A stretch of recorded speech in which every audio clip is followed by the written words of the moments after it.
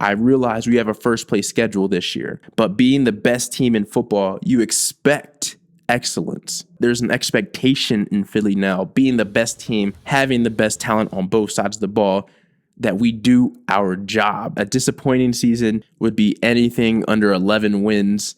That's hard to conceive with the talent we have. We would have to have a catastrophic meltdown of our team if we win anything less than 11 games. At the end of the day, the goal is to get to Atlanta at the end of the season, February 3rd, and playing for our second Super Bowl win. In 1933, the Philadelphia Eagles were born. In the late 1940s, the Eagles seen great success in the NFL, winning the NFL championship in 1948 and 1949, and beat the Green Bay Packers in 1960. Contrary to popular belief, Philadelphia has experienced football championships. Super Bowls, different story. In 1980, the Eagles lost to the Oakland Raiders in Super Bowl 15, and in 2004, they lost to Tom Brady and the Patriots in Super Bowl 39. Then finally, the Eagles got sweet revenge versus the Patriots in 2018 for Super Bowl 52, winning 41-33. I'd say Philadelphia is the most underrated. It could be, after New Orleans, the loudest stadium in the NFL. The fan base is more regional than national, but, they had to put a jail in the bottom of their stadium. They get rowdy, they get loud, and it's an intimidating place to play. Whether the reputation is warranted or not, the goal is to find out everything and anything about what makes this fan base tick and see if the culture to every city traveled to really mirror their fans of their respective cities. Just landed in Chicago, one more flight until Philly. Mistake number one on the trip is falling asleep during the snacks. So I was fresh out of college working in corporate America. For a 22-year-old, I was making really good money.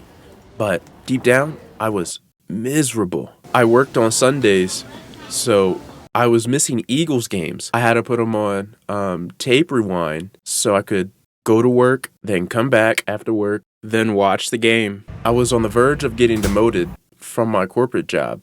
I had my documentary I was already working on. It's pretty much done. It's getting good reviews. It's finished. And the Eagles are about to be going to the Super Bowl. I call up my dad on the phone and I'm like, yo, we're going to the Super Bowl! Because we've been planning this since 2004 when we went to the Super Bowl and we lost to the Patriots. We promised each other, no matter where we are, we're going to the Super Bowl. So they demoted me, and 2 weeks later, I leave the company. But due to my documentary I was making on the side, Live the Dream, I had an opportunity to go work in LA. But I still wasn't working on my own stuff. And that was my goal, to work on my own stuff and, build that and build my own production company. Touchdown in Philly, baby, the city of brotherly love. I haven't been in Pennsylvania in years, let alone Philly. So many things to hit. But the very first thing I had to hit up after I checked into my hostel was the Philly cheesesteak. My very first official in-city Philly cheesesteak. I was tearing up, without a doubt. I was crying. It was so good. It was, everything I thought it would be. But now, I am ready to start the show. It's your time of year. After coming back off the Super Bowl, excited, hitting the reset button and saying, hey, it's time to climb the mountain again, Willie McGinnis. You've played in this season kickoff game. This matchup specifically, a playoff rematch. What are the keys to victory for both these teams? Well, for the Eagles, I think it's, can you hit the reset button and get off to a fast start? I knew I couldn't go inside every Eagles home game inside the stadium. And to be honest, I didn't even have enough money at the time to at least get into every away game. But that was the goal. Every away game for sure, and one home game inside the link. I was nervous and excited at the same time. Technically, I'm not from Philadelphia, I'm from Pennsylvania, but I'm not from the city. So I had so many questions rolling through my head. Will they like me? Will they want to be interviewed? Would they look at me weird because I have a camera and a microphone?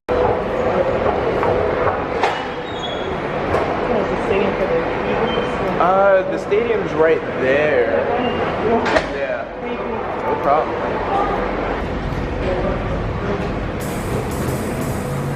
It's game day. Hope you guys are excited like I am. I'm at Lincoln Financial Park right now with all the different stadiums. I'm about to walk across the street, hopefully get some brew from the CVS and get some interviews at this tailgate, and have a good day. I do want to give a quick shout out to 4th and John, the F1 lot. They do a great job. They just know how to have a good time.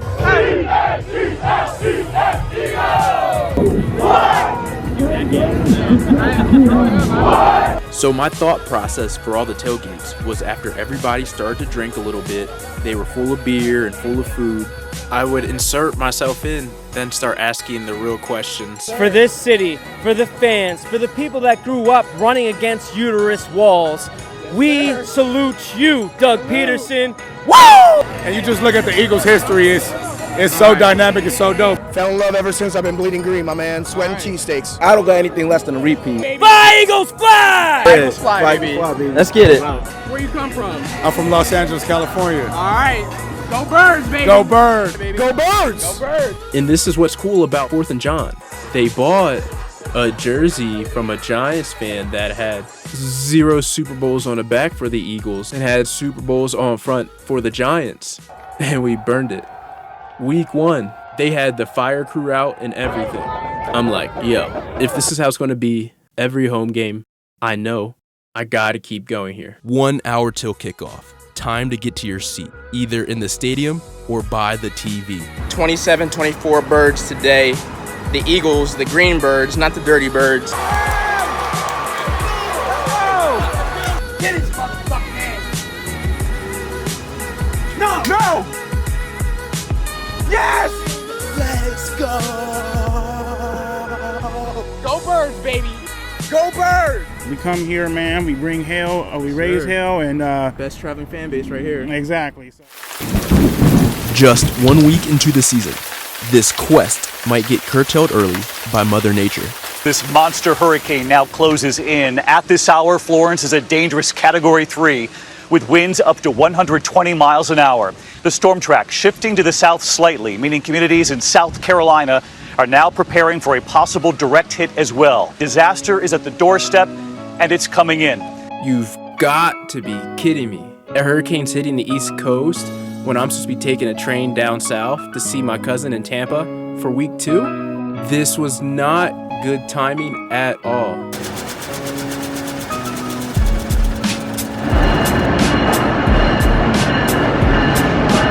Tampa? Going to Tampa. All right, oh, she's going to be in seat number 56. Please right. Tampa.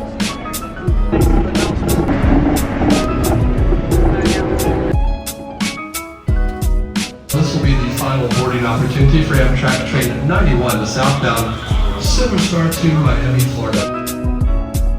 After 24 hours riding a train, finally touched down in Tampa.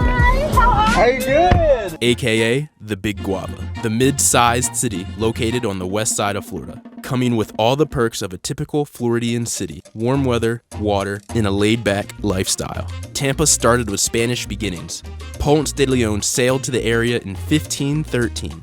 Development of the Tampa Bay region began after the territory became part of the United States in 1845. The railroad, mining, and shipping industry is what gave the city early economic prominence. In 1886, Mr. Ebor's cigar factory was destroyed by a fire. After the fire, Mr. Ebor moved his factory to Tampa. From the opening of the first cigar factory in 1886 until the 1930s, Ybor City was a flourishing Latin community and was known as the cigar capital of the world. Due to the severe depression in Cuba, thousands of Cuban immigrants, both black and white, came to Tampa. Ybor City would later be called the Havana of America. My cousin lives in Tampa, so I was going to stay with her for the week. She was showing me around a bit, but she said where most of the fun will be in Ybor City. Cobblestone streets and a huge old cigar factory make up this historic and legendary town. Ybor City was revitalized in the late 1990s and now attracts large numbers of visitors due to the wide variety of shops, restaurants, clubs, and galleries. Ybor City also has an unusual amount of feral chickens and roosters frolicking around the area. I didn't know what to think. Very unique, to say the least. I guess, you know, the old saying goes, when in Rome, do as the Romans do, but I'm in Tampa. So that means I gotta do what the Tampans do, and that's eat a Cuban sandwich and smoke a cigar, baby. The Cuban sandwich and cigar have an intertwined history in Tampa. The sandwiches were popular with the Cuban immigrants who worked in the cigar factories for 15 cents a piece. In the late 1800s, the major ethnic groups of Ybor City were Cubans and Italians, which is why Italian Genoa salami was added to the Cuban sandwiches of the Tampa area. For the Cubano sandwich, I head over to Ruben's Cuban in North Tampa. The sandwich holds all the Cuban favorites: baked ham, roast pork, salami, pickles, Swiss cheese, and Cuban bread. It's a hard proposition to beat. I almost lost this camera, man. It dropped out of my I mean, it's banged up a little bit, but it works. The lens is okay. Everything's functional, and so we're good on that end, but Now time for the cigar. It had to be at the right setting. Before the game on Sunday, I decided to go out and get the late night vibes of Ybor City and just see how Floridians like to have a good time. Now, this was the very first time I was smoking a cigar, so I had to throw it on IG Live to let the people know how I'm living. All the fun and games, that was cool, but there is still business to be had. I was here for a specific reason: to take on the Bucks and get a dub. And I was going to capture that whole experience. The Bucks have been around since 1975. They were named after the pirates who raided the area in the 17th century. The most legendary pirate of them all was Jose Gaspar, the last of the Buccaneers. Tampa Bay is a festive city with one of the largest annual parades called Gasparilla, where everyone loves to drink and dress up as pirates and celebrate the past. Even though it's not the second week of February for the big festival, the festive spirit can still be felt on a hot September afternoon for some football. I decided to check out the What the Bucks tailgate before the game. Game day, y'all. We're out in Tampa. It's gonna be very hot. I'm gonna be sweating, a lot of water and things like that. I'm about to get to the tailgate. I would say 28-17 Birds. The What the Buck fan base is a pretty cool community where they have these tailgates on Sundays, and a lot of the proceeds goes to their charity of choice. Really good people, really good time.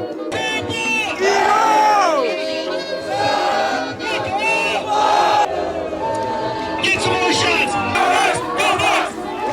If I have to remind you guys to do that every time these guys do the Eagles chant, my head's gonna explode! Come on!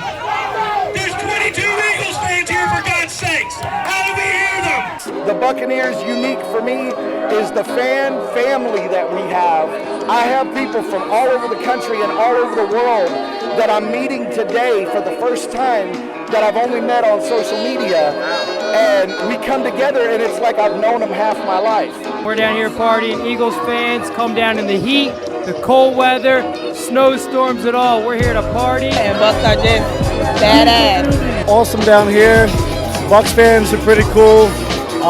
They're a little more worried about dressing up in the costumes than they are the actual game. Go Birds! Eagles! You know, we don't establish our fanhood on winning. We just love our team. It's just about being from this area and representing where you're from. My uncle's been season tickets holders since '76. They brought me up coming to the games, and I wouldn't have it no other way but to cheer for the hometown team. Time to rock the boat at Raymond James Stadium. We just took the L. We're 1-1. I don't want to, make excuses. Again, it's a long season, but we're back in the link, and we'll go from there.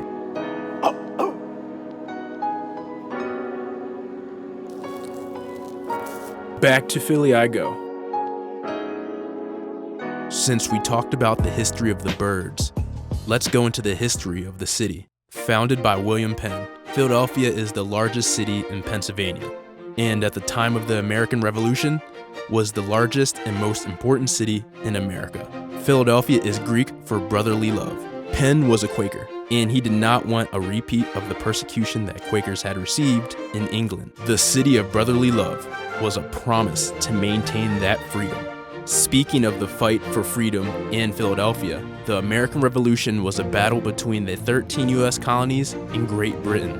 The 13 colonies gained independent rule to establish the sovereign United States of America, founded with the Declaration of Independence in 1776. Philadelphia was the capital of the United States until December 1800. From roughly 1880 through the 1920s, Philadelphia's industrial district supported an array of mills and plants unlike any other place in the United States. The U.S. Census charted 300 categories of industrial activity, and Philadelphia firms were active in nearly 90% of them.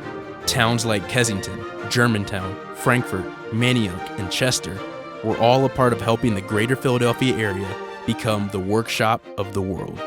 Philly had its huge facilities, but was known more as an incubator for small enterprises. This meant the city wouldn't be dependent on one manufacturing trade, nor any cluster of giant corporations for its economic health. The city has seen the last of its dominant industrial past, but the services are still present, being labored by the average blue-collar working class. Today, the city is seeing resurgences in modernization, with 1.5 million residents, making it the 6th largest city in the United States. Now back to some football. It's game day. I'm excited. It's rainy right now. We're about to get down to Broad Street in about 45 minutes or so. Carson Wentz is back. We go off today, even in the rain. But we're out here doing our job still. Endless season still must go on, and we'll go from there. This week at the tailgate, I focused with fans on the connection between family and the football team, and how those are intertwined together and almost inseparable.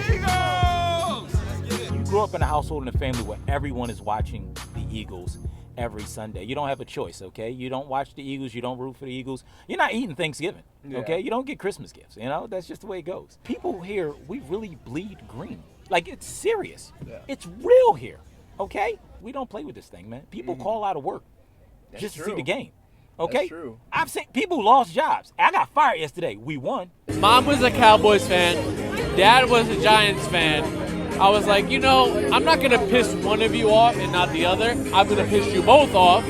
I'll be an Eagles fan. Occasional Dallas fan that's from Philadelphia that wasn't raised properly.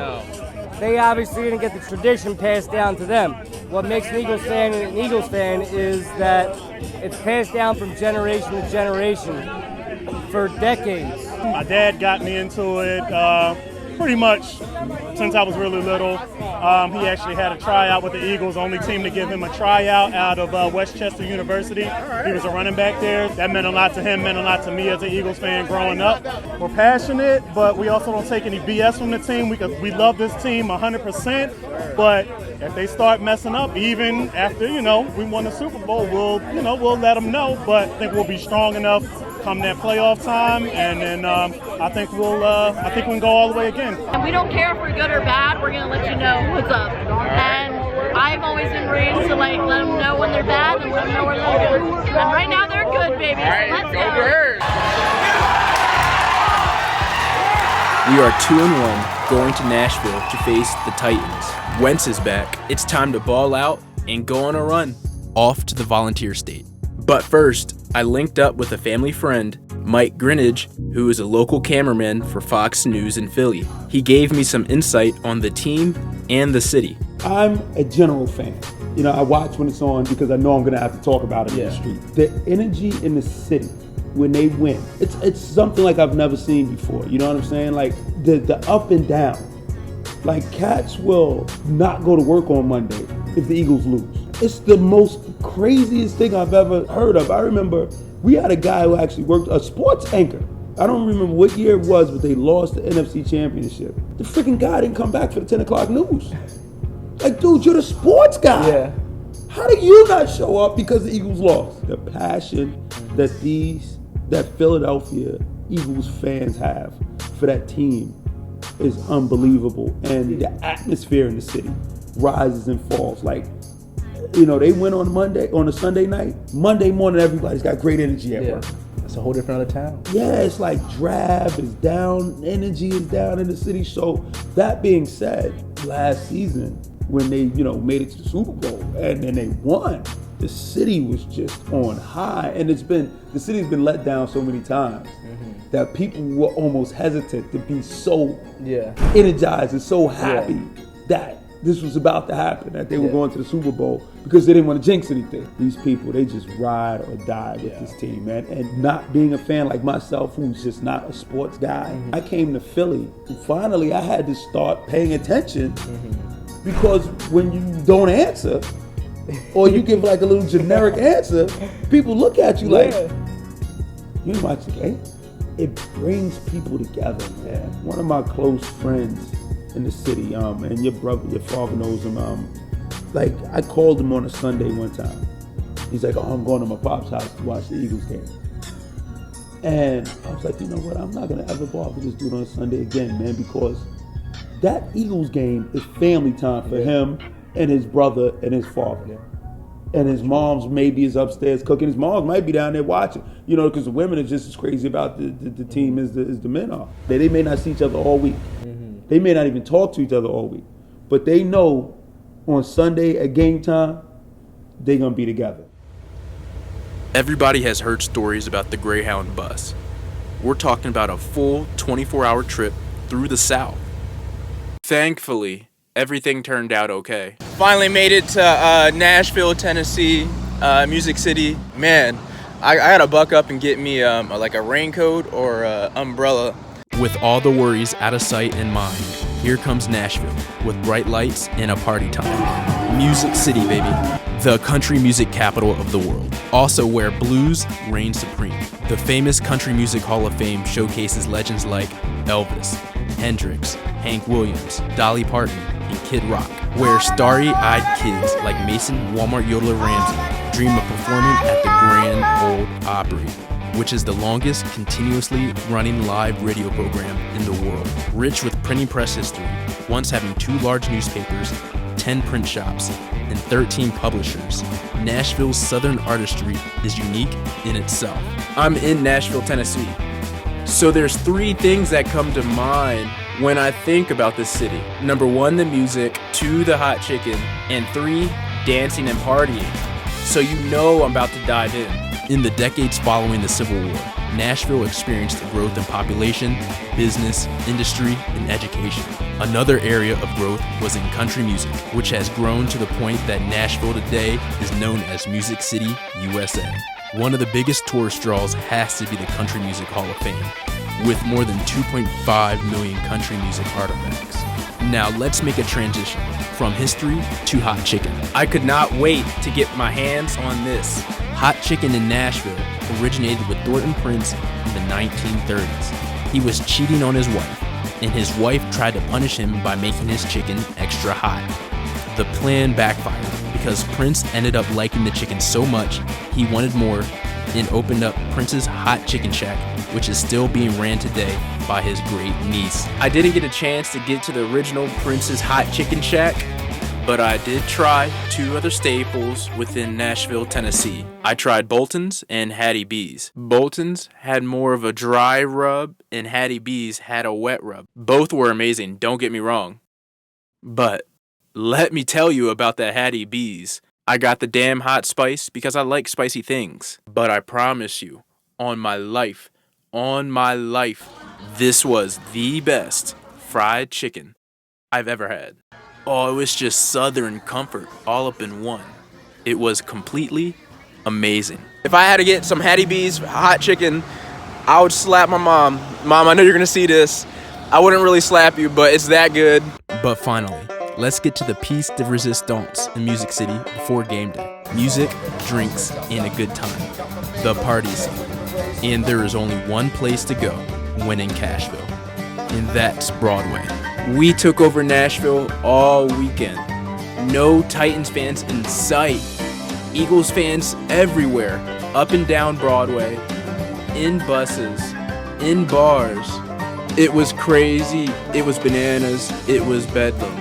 I've never seen like a team travel so well. I mean, to be fair, I haven't really done this before, but like the presence here in Tennessee is incredible. Saturday night, I went out on the town with some Eagles fans. But before we did that, we had this one bold Eagles fan that said he could run a 4.6 40-yard dash. Yo, run through it. Oh, high five. Downhill, it's all good, baby. It's all good.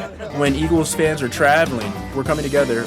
We don't know each other, but we're in this moment and we're having a great time, and that's what it's about. Game day, y'all, game day. It's 8 o'clock in the morning. Titans fans are finally starting to come out. Tailgates are finally starting to happen. Get it oiled up a little bit, and then we'll get there. Nashville is not known as a football town, but they take part in some of the NFL's most iconic moments. The Music City Miracle and Super Bowl 34 in 2000 versus the St. Louis Rams. Coming 1 yard shy. Previously known as the Houston Oilers, the team began play in 1960 in Houston, Texas. The Oilers won the first 2 AFL championships and joined the NFL as part of the AFL-NFL merger in 1970. Grew up in Houston, Texas, so I was an Oilers fan back in the 70s and 80s, and when they moved up to Tennessee, I followed along, so I still wear my old Oilers stuff. The first 2 years, the team was known as the Tennessee Oilers, but changed its name to Titans in 1999. I think the Titans fans have weathered a lot in the last 10 years, but there's still the hope that they get back to where they were 20 years ago and made the Super Bowl and lost the Rams in a phenomenal Super Bowl. And I think the team's always been about running and about playing tough defense, and I think that's what the fan base really loves. It's a great place to visit for away fans, and we're not about talking all this smack. We want to win the game, but want everybody to feel welcome and have a good time too. I'm saying 24-17 Birds. All right, go Birds. Go Birds, man. Anytime you play the Titans, you got an opportunity for the Titans to win. Okay, yes sir. Any given Sunday. Any given Sunday. Sir.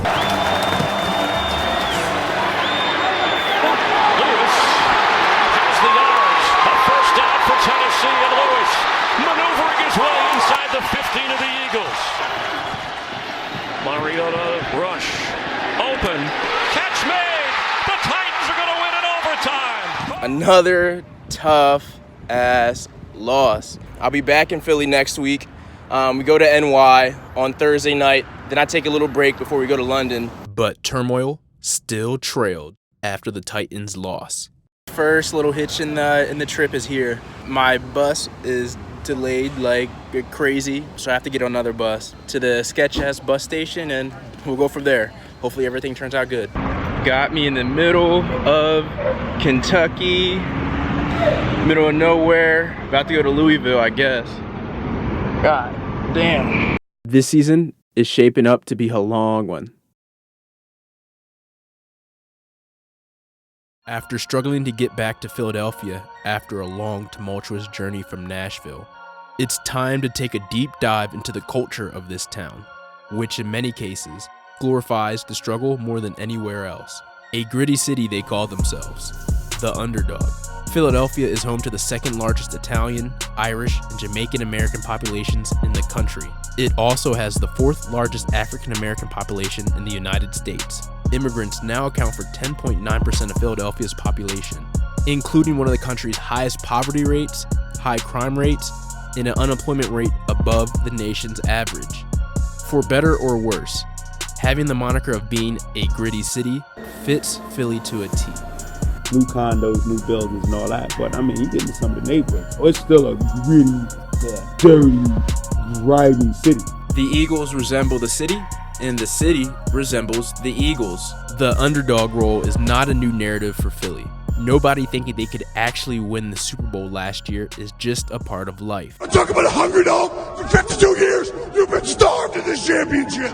The gritty city fits from its historic importance from fighting off the British for freedom, to the small business workshops in the industrial boom, to Hollywood portraying the ethos with Rocky Balboa punching meat carcasses in Philly butcher shops, or the movie Invincible about the unlikely story of walk-on Vince Papale. Native rapper Meek Mill's music is the chosen gospel for the sports teams around the area. Meek has experienced hardship with injustice in the legal system, but has been able to come out on the other side stronger to fight for the rights of the lesser privileged. Being the second biggest city on the East Coast, Philly is kind of like the little brother to New York, always being overlooked. These are the things that the city is built on. The mentality of when times are tough, when you're against all the odds, when no one believes in you or feels sorry for you, Philadelphia fights back. And that's ingrained into the soil of the city. Some people take pride in it. Like, it's weird to me. It's a concept I never understood. That underdog, grimy, gritty energy. And they like it, and they thrive off of it. You know what I mean? I grew up in New York City, so my mindset is always like top of the world. Like, we better than everybody. You know, and then the Eagles won the Super Bowl. My first thought was, how is this city gonna make the transition to that we're number one energy? We're not an underdog anymore. You know what I'm saying? We're the dog now. Like, now you gotta see us now. Honestly, I think they've had a tough time with that.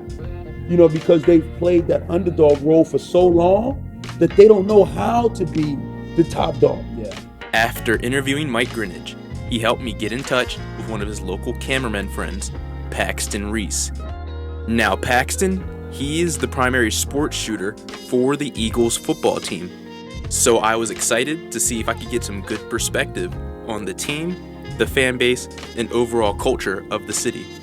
There is still a chip on every fan's shoulder because they're still blue collar. Yeah. They still believe you have to walk out that door and prove your worth every day. And that doesn't change for their team. Yeah. They believe their team has to walk out there on the field and prove it every day. They don't hold back at all. And they don't like boo like some people boo. When you boo from the heart, everybody knows you're booing. And it's a different kind of thing. And the players respect the fans in a whole different way than what you would think. They expect to be booed. They hold themselves to the same standard that the fans do. They want the fans to boo them when they're not playing to that standard because they need that standard. They expect that standard. The fans of Philly are just different. They're just different people. Yeah. It's almost like they were born loving the Eagles more than they've ever loved anything else, ever.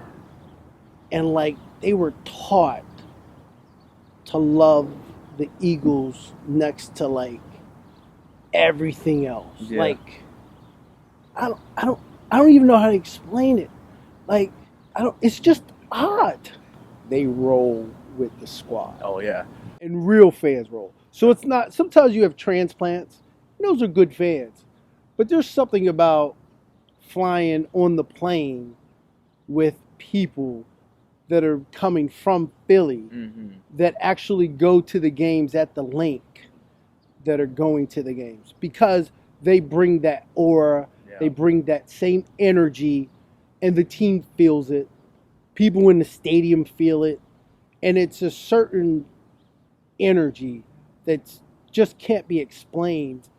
And people in the stadium say, Philly is so in this building. And they say these people are crazy. Because I remember I was on the field and one of the people that worked for the Titans leaned over and said, I can't believe how many green people are in here. Every week. I said, man, this is how they work, man. I know most of you guys are thinking, when is he going to talk about the cheesesteak? Well, the time's now. The old cheesesteak from Philadelphia. A simple yet classic sandwich. Like everything else with the city, it has humble beginnings. Pasquale Pat Olivieri opened a hot dog stand in South Philadelphia called Light Lunch. It wasn't until 1949 that an employee, Cocky Joe Lorenzo, tried adding cheese to the steak. The idea took off, and the cheesesteak was born. A proper cheesesteak consists of thin sliced steak placed on a roll with melted cheese. You will get a choice of American cheese, cheese whiz, or sliced provolone. Sometimes grilled onions or peppers are added. If you're ordering a cheesesteak at one of the local Philly joints, this is how you order correctly so you don't get attitude from the cook or the server. Real simple, real quick, real easy. If you want a steak sandwich with onions, you're gonna say, can I have one steak with? The with, the without relates to the onions. So So now if you want the cheese, you're gonna say, can I have one whiz with, which means can I have one whiz cheesesteak with onion. Many Philadelphians will tell you that they look for a particular bun from the Amoroso Bakery that has been in Philly for over 100 years. The usual tourist attraction when it comes to cheesesteaks in Philly is going to be Pat's or Geno's, but local Philadelphians will tell you the best places are the small neighborhood Johns, places like Sonny's, Jim's, Campo's, Steve's, and many more. But it's all preference at the end of the day. Time for the Vikings game, a rivalry that started last year. The Vikings fan base decided that it'd be a great idea to start skull clapping on the Rocky Steps. The disrespect. But then we had to disrespect them in the NFC Championship game. The Super Bowl hosts were so salty, they gave Eagles fans passive-aggressive hospitality, which wasn't Minnesota nice. Let's go, Birds! After biting the dust to the Vikings at home, time to see if the Eagles can take a bite out of the Big Apple. New York, New York, the city that never sleeps. They say if you can make it here, you can make it anywhere. For the past 2 centuries, New York has been the largest and wealthiest American city. New York has always meant possibility, for it was an urban center on its way to becoming something better. Being both foreign and fearsome tests the stamina of everyone who enters it, consisting of 5 boroughs: Manhattan, the Bronx, Brooklyn, Queens, and Staten Island. New York is the most ethnically diverse, religiously varied, commercially driven, famously congested, and in the eyes of many, the most attractive urban center in the country. No other city has contributed more images to the collective consciousness of Americans. Wall Street means finance. Broadway is synonymous with theater.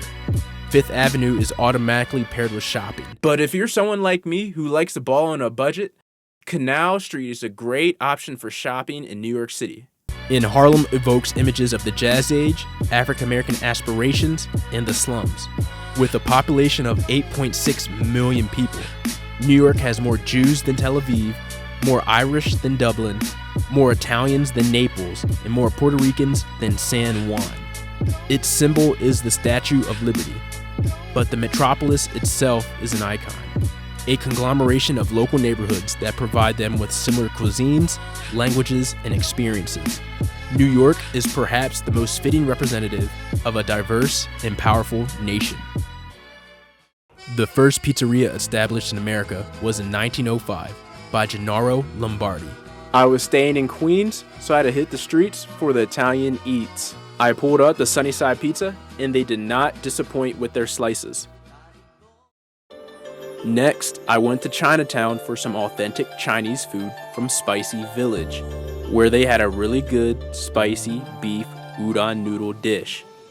Now, time for dessert. Cheesecake. I went to Aline's Cheesecake, where they have been trapping out these creamy delights since 1975. And by many publications, they are touted as one of the best, if not the best, cheesecake spot in New York City. You can't forget the all-American New York dog at Times Square and the Nathan's dog on Coney Island. While I was at Coney Island, I decided to hit the boardwalk and put my feet in the ocean, giving me a chance to reflect on this trip thus far. The team has had a rocky start through 5 games, going 2-3. People were nervous that we may not turn it around. I still had faith we would.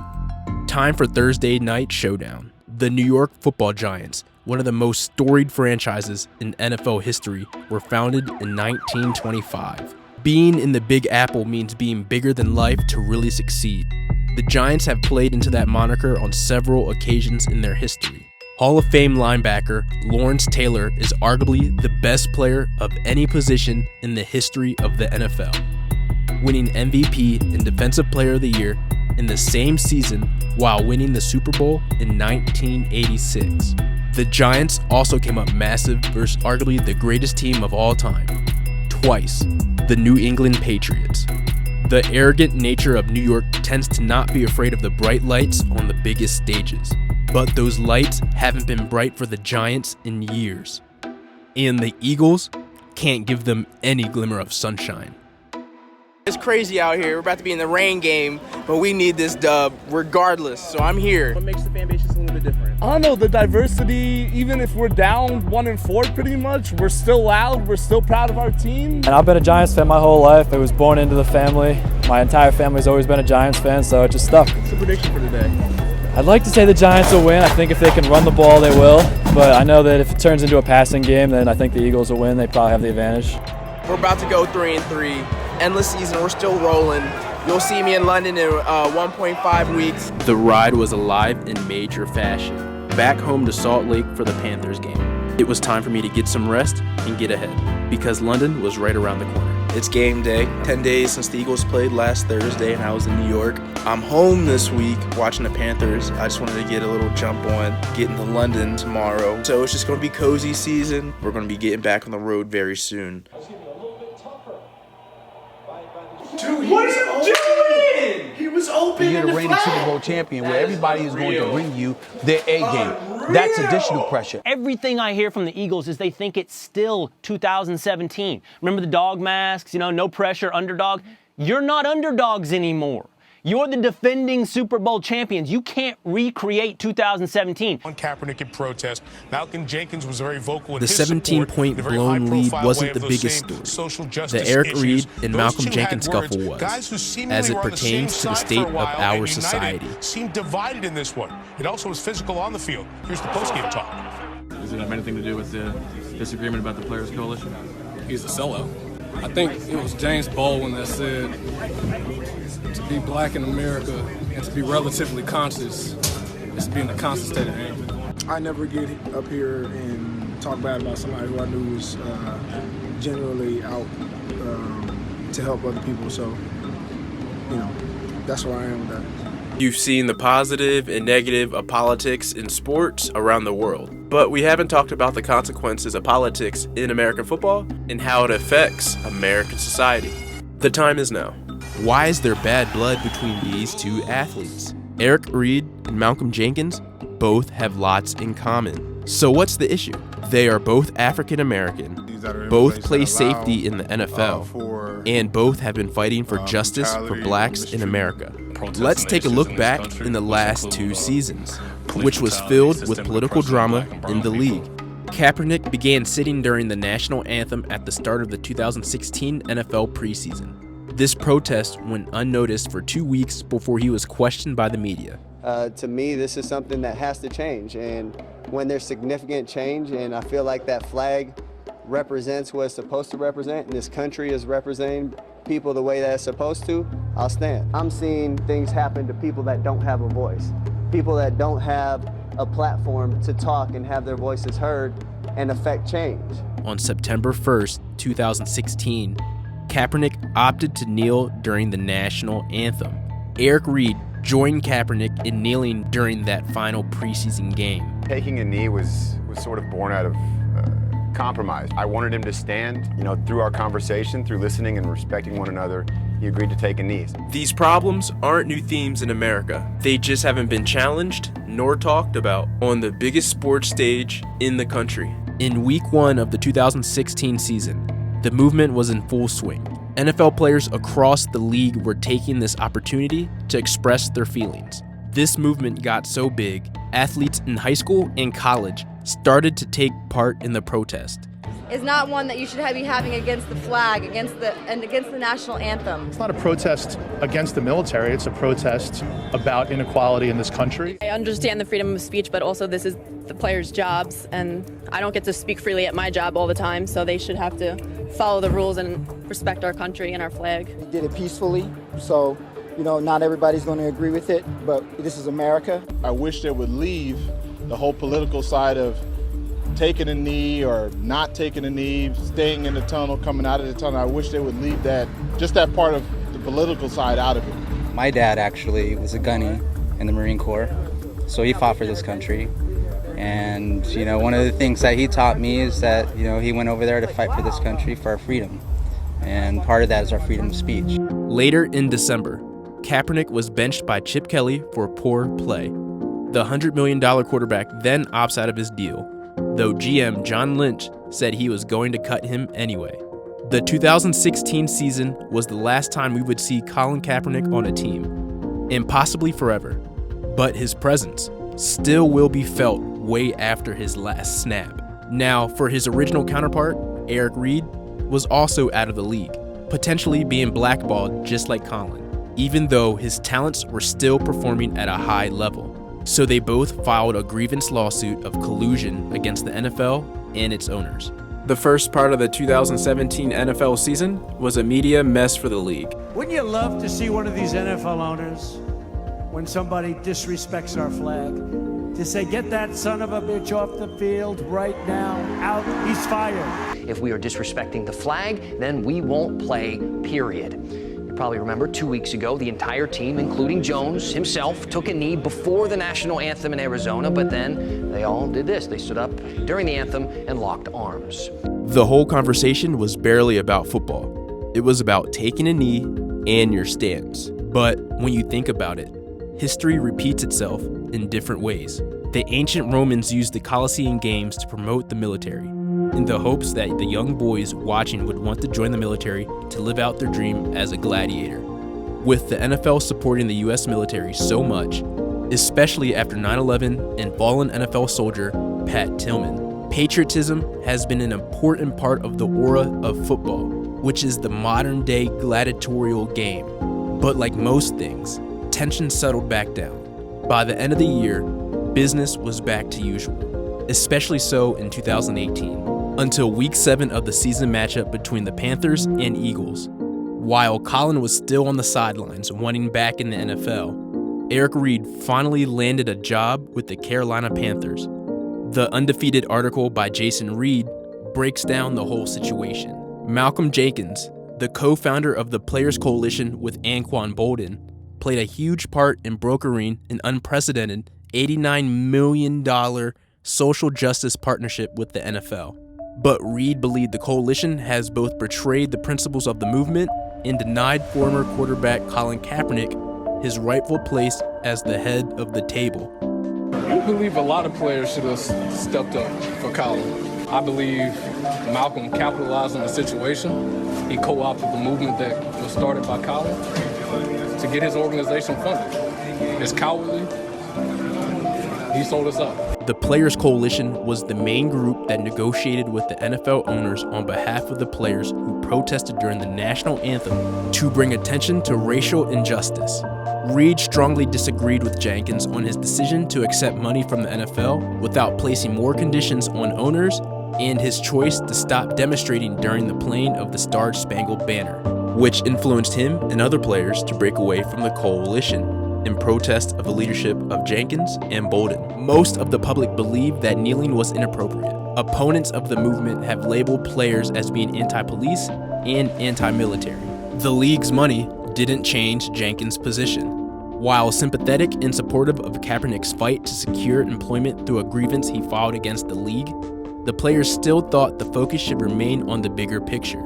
In 2006, Roger Goodell spoke to University of California, Berkeley professor and longtime 49ers advisor Harry Edwards, a respected sociologist and civil activist who is widely regarded as the forefather of athlete activism. And one of the big challenges that I had was convincing even the people at Cornell that sport was worth looking at, that despite 105 years of sociology, a major institution, an increasingly important institution, had been overlooked and bypassed, mostly out of academic arrogance.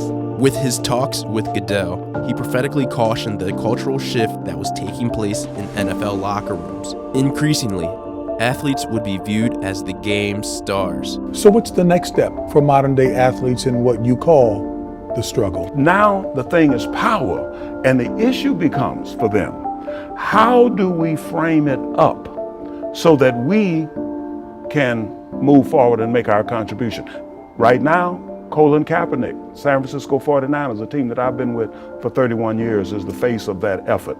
We have a lot of work to do in terms of trying to figure out exactly where this is going to end up in terms of the framing. This movement in athletics going back to the pre-World War II years, he's aware of that.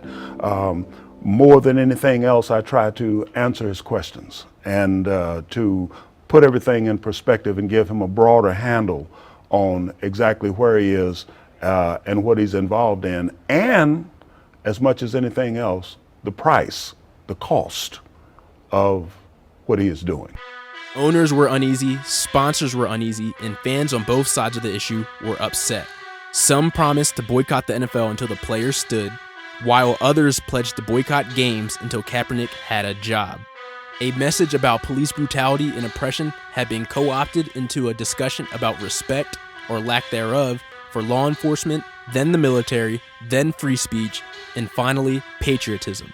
This 3-year altercation with Kaepernick, NFL owners, and spectators split former friends and families over opinions. If any other example of how sports affect society hasn't convinced you before, well, this example has to now. Today, it shocks everybody. They had a settlement. The terms are undisclosed and confidential. Right. It's blatantly obvious that he was not in the league for one reason and one reason only. Because of his peaceful protest against police brutality. Right. And that's it. Days after Eric Reid just signed a 3-year, $22 million deal with the Carolina Panthers, some reports came out saying the two players settled for around $10 million. A lot less than previously thought. With this settlement, Kaepernick's NFL days are most likely over. Justice and liberty dies in the dark. No, whatever the outcome, I feel like Cap came out on top. They took a lot of people, a lot of young kids down the wrong hole by selling out your message. Being a critic of those inequalities does not make you a non-patriot. Jay-Z claimed to be a supporter of Colin, told people not to perform at the Super Bowl because of the treatment that the NFL did to Colin. Now he's going to be a part owner. And the NFL reached an agreement with rapper Jay-Z's entertainment company, Roc Nation, to advise the league on entertainment offerings like the Super Bowl halftime show. The deal also puts the company in charge of amplifying the league's social justice program called Inspire Change. I think we've passed kneeling. Everyone knows what the issue is. I'm not minimizing that part of it because that has to happen. That's a necessary part of the process. How are you going forward if Cap doesn't have a job? This wasn't about him having a job. It's kind of despicable. Whether you agree with the movement or not, hopefully we do not forget the real goal at hand.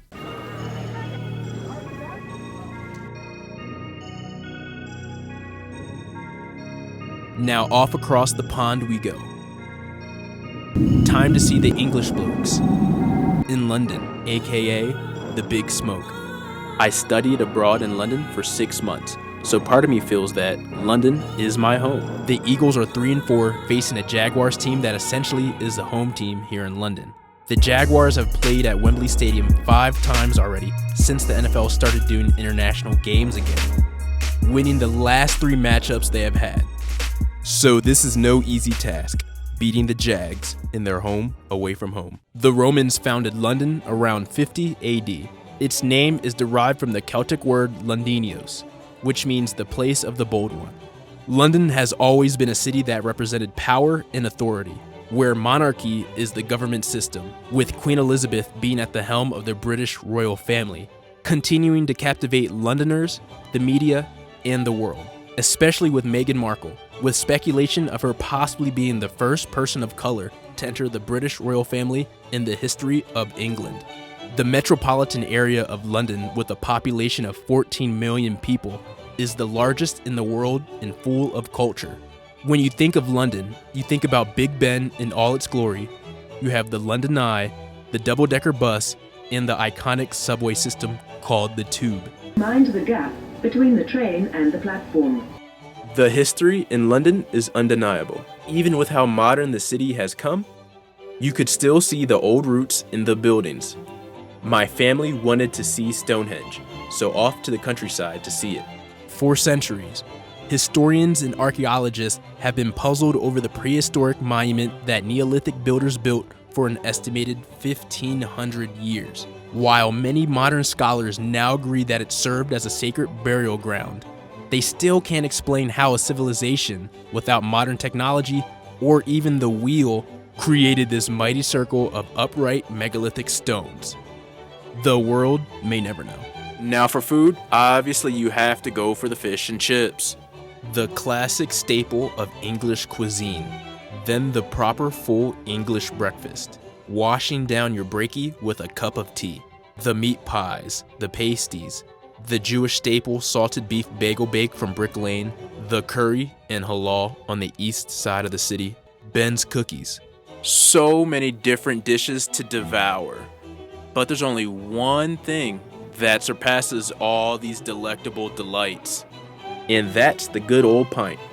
From any pub on almost any corner of the city.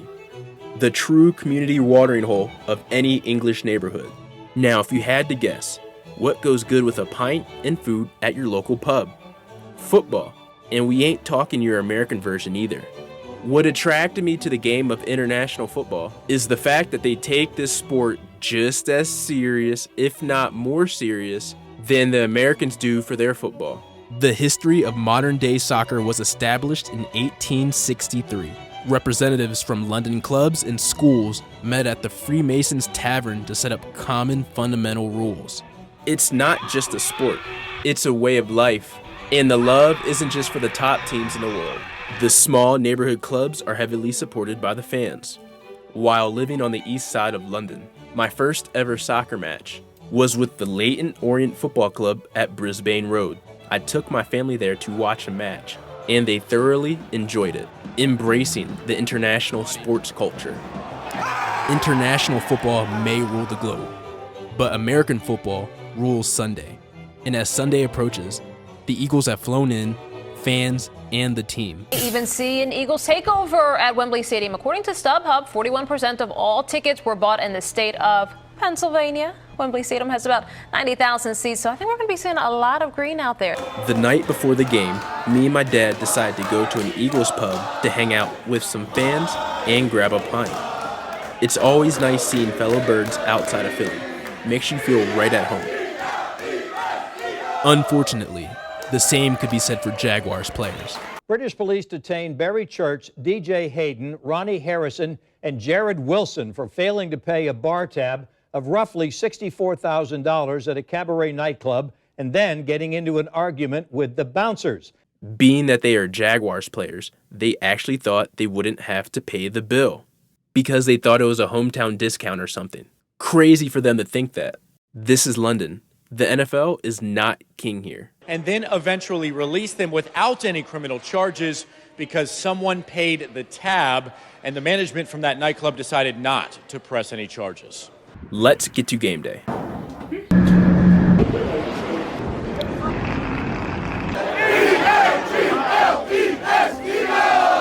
We're here at the Green Legion tailgate. They said about 1,700 fans are here right now. The Green Legion is a Philadelphia Eagles traveling fan base community where they host parties every week while the Eagles are traveling around. So it was great to catch up with them and experience what they do. Apparently, Green Legion has been planning this trip for years, and they did not disappoint. Foiled up, we're out here. We've been turning up, unlimited beer, unlimited mimosa. This is like the must-win game of the year, and it's in London, what makes it even more better. It's great to see how we travel. Philadelphia Eagles fans travel better than any team in the country. Big time. It's a great release, man. This is just to root and holler and scream for your team on a weekend. It makes the work week go much smoother, you know? Oh, we're going to win. Birds all the way, baby. Birds all the way. You heard it first, Al. E-A-G-L-E-S, Eagles! I love the fan base because they tell it like this. If you can play and you do it your heart every time you're out there, they will love you forever. But if you stick up and drink, they will let you know that too. And they say, because I get pissed off when I see some guys who used to play in our city, and they talk about the fans being mean. And it's like, they're not mean if you stick, if you're good. If you're not good, and you portray like you're good, and you act like you're better than anybody else, they're going to let you know. The fact that Philly fans are willing to go thousands of miles overseas to see their team play in a different land means something. Not everybody does this. That's why it was important for me to capture this, to get footage of this, to interview people who are experiencing this. American football may not be the biggest sport in the world, but it's growing day by day. The unique thing when your team is playing in England you witness a sea of NFL fans from every team. You're not just seeing Eagles fans or Jaguars fans. You're seeing fans from all 32 NFL teams because they just want to experience the international game as well. Our world is becoming smaller, but I think for the better. Back in Nashville, I interviewed a fellow sports international traveler from Australia. A lot of Aussies love to tour, love to travel and all that sort of thing, and more of us have been coming to the States and just been getting involved in the game and, choosing their fans. Predominantly whichever city they land in, they go to a game first and that's their team. Over the years it's just gotten bigger and bigger, and we've tried to bring it back and try to get everyone else involved with it more and more. Yeah. And one reason or another, all the bars and pubs are like, this is a perfect thing to do. So yeah, it's the game, the Super Bowl usually starts around 11 a.m. on a Monday morning for us, so it's a perfect excuse for us to take the day off work and go have some drinks and party on for the Super Bowl. Right. I was very nervous for the game because the Eagles needed to go to the bye week on a positive note. The Jags were playing poorly, but so were we. But we had a title to defend. Fortunately, we came out on top with a W. 4-4 going into the bye week. Time to get some rest. There's a great crowd, 85 plus I think it was. A lot of Eagles fans, and we expect that each week, quite honestly. And our fans travel well. The UK fans were in full force, and it was felt like a home game for us.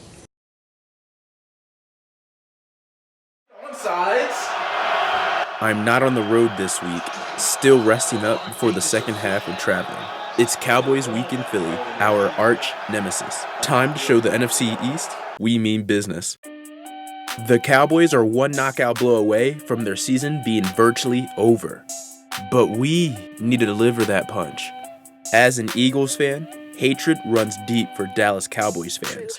It almost feels better when the Cowboys lose than the Eagles winning. That hatred runs so deep. There's certainly a rivalry there. We play them twice a year. Everything's heightened. I would say mostly I just don't think that a lot of players, in particular me, just don't really like the franchise or the organization, what it stands for. First of all, the Dallas Cowboys season's over. It ended Monday night. What it's always stood for. Hear about that deer in headlights Carson Wentz, W-I-N-C-E, Wentz. Calling y'all out for the disgusting fan base that you are, that is the Dallas Cowboys. I've just never really appreciated what the organization and what its fans really stood for, For the 23rd consecutive season, they just don't actually matter playing football. They take old Golden Tate. So what happened last time he played the Cowboys? He went for over $130. Philadelphia Eagles have been, not unlike the Dallas Cowboys, the embodiment of mediocrity this year. A lot of fair weather people from across the country that just kind of fell in love because they're winners instead of having any type of emotional connection to the team whatsoever. I had one of my good friends come over to watch the game, and in Eagles fashion, I made cheesesteaks to make sure he knew what household he was in. But with how the season has been going, disappointment ensues.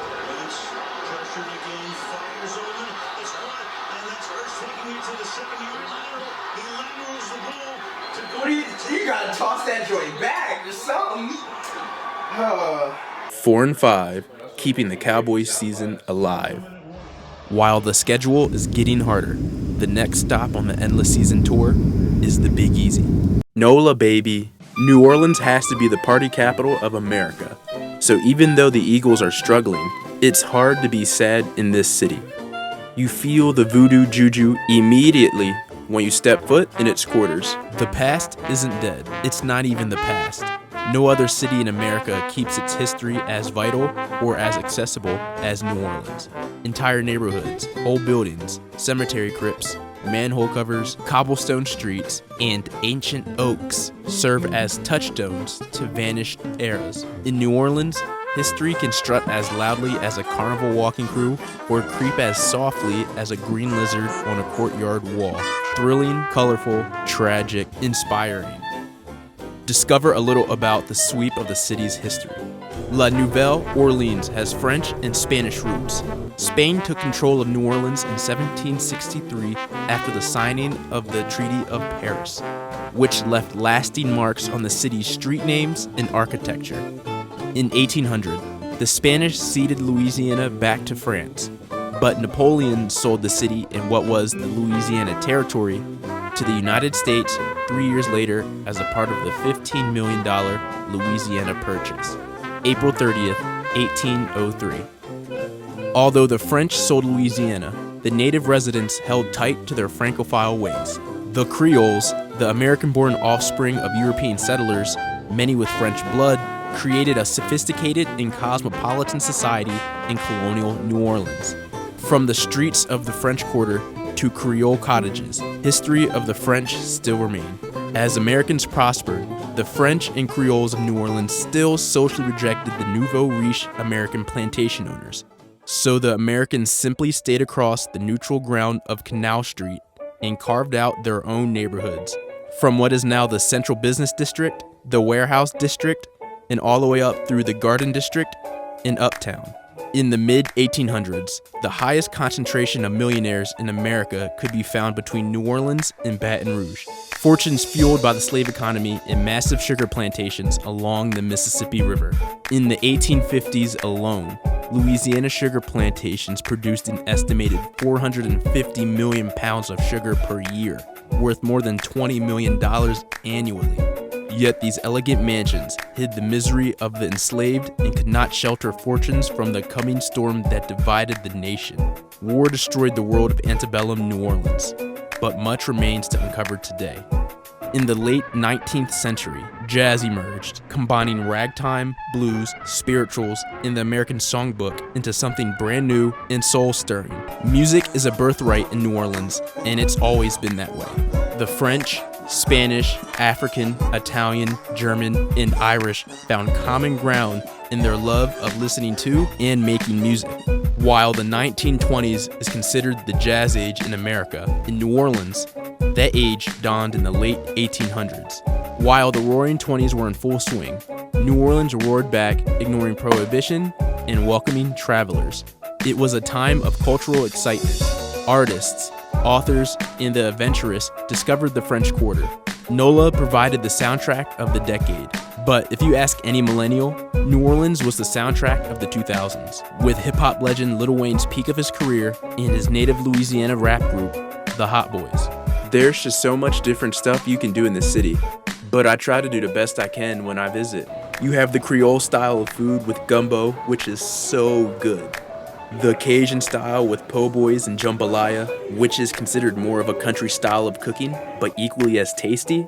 If you're in New Orleans and not getting beignets, then you're doing New Orleans completely wrong. But if you're a Popeyes fan, you gotta get it from the source. Louisiana kitchen style.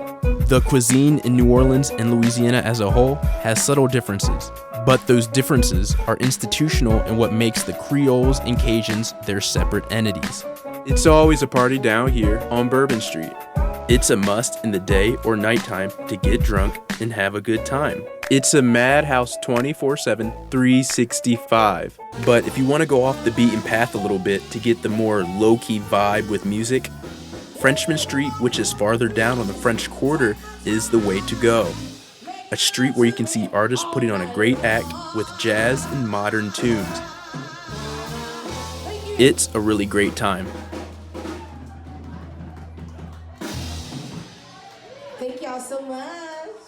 The New Orleans Saints, the #1 team in the NFC and the heart of Louisiana. This city has gone through a lot, once being known as the Aints for their poor play, to recent history of the Katrina hurricane displacing the natives and the team. But through all that turmoil, they've never stopped the party. Undoubtedly the most festive fan base in all of sports. In a win, they party.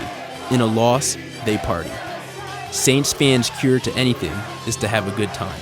After pre-gaming on Bourbon Street, I walked over to the Superdome to tailgate, where I hit Champion Square for my interviews.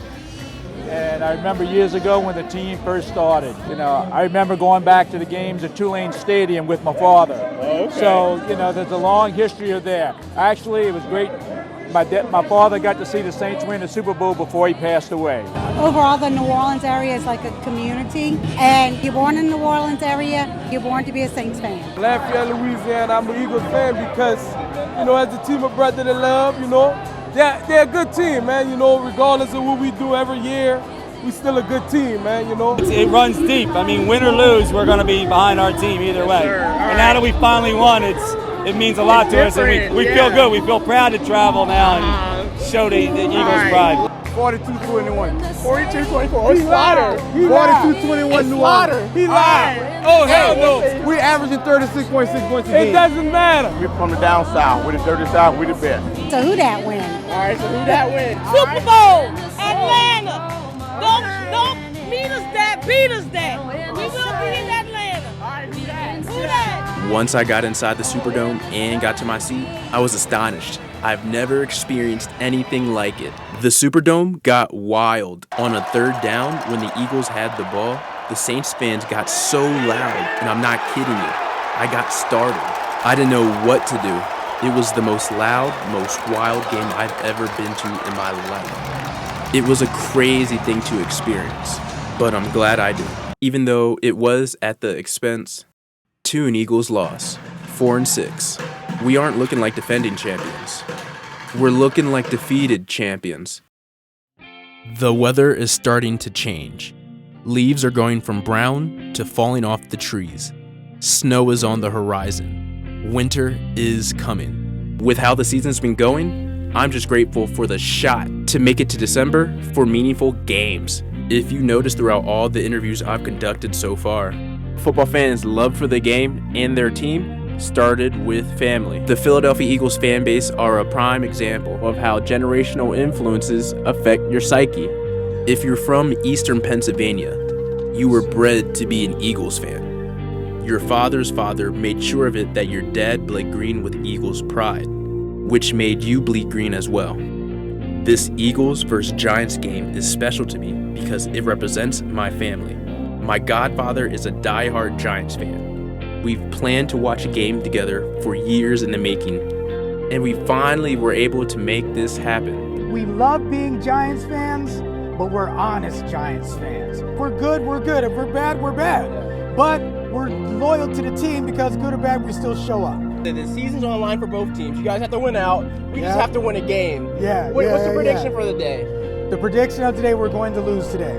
What? We're going to lose today. And the reason why is this. There's no way at this point, being an honest fan, we're going to win 9 straight games. The probability is very low, but I'm honest because of we're gelling a little, but we can't depend on our O-line right now, and that's our problem. All right, Pops, DeArthur III. My Pops actually had a tryout for the Eagles. He was with the Augusta Eagles, a semi-pro team in Georgia, and moved up north to try out for the Eagles, and they wanted him to play without insurance. So he said no because he had a family to feed. So ever since then, we've been watching the Eagles play. You were born and raised an Eagles fan, and that's just how we do it. Yeah. And what makes us our fan base is a little bit different? You know what, man? We support unconditionally, right? No matter how bad the season's going, we're going to be there. We just got smacked up by the New Orleans Saints last week, and this place is packed. We're in Philly, and the cool thing is me and Uncle Mac here has been talking about doing this game. You've been, we've known each other for 20 plus years. Yeah, 20 plus years, and this is our first time going to the game, and it's fitting that both teams are on the bubble. On the bubble of doing something. To have my youngin' here with me as he's working and everything is pretty cool. So me and Uncle Mac going to sit back, enjoy the game, and have some fun. All right, and then what's the prediction for today? We definitely going to win. I think Uncle Mac's right. Giants suck, and we're going to take it to them today. All right, I can take that. You heard it first. Game time. We're in the link. We're about to go inside. We're about to do it. You honestly could not have asked for better weather for a late November game. It was about 55 degrees and sunny for the whole afternoon. It was amazing. The perfect way I wanted to spend my very first game in the link. Football, family, and a much-needed victory, knocking the Giants out of playoff contention.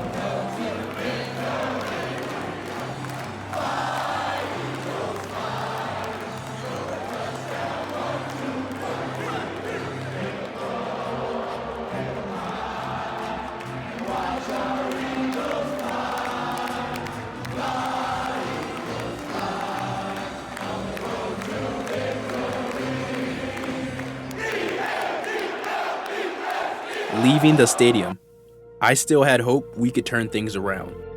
This team and city, for some reason, can't operate as the head honcho. But like last year, we are underdogs again. No one expects us to make a run, but the time is now. We gotta go on a significant run. With any chance of making the playoffs, we gotta run the table, at least in the NFC East. It's game day, Monday Night Football. ESPN's gonna be in the house. I'm in Lancaster right now at the train station. I'll be in Philly around 2 o'clock. Check into the hostel real quick and get to the game, man.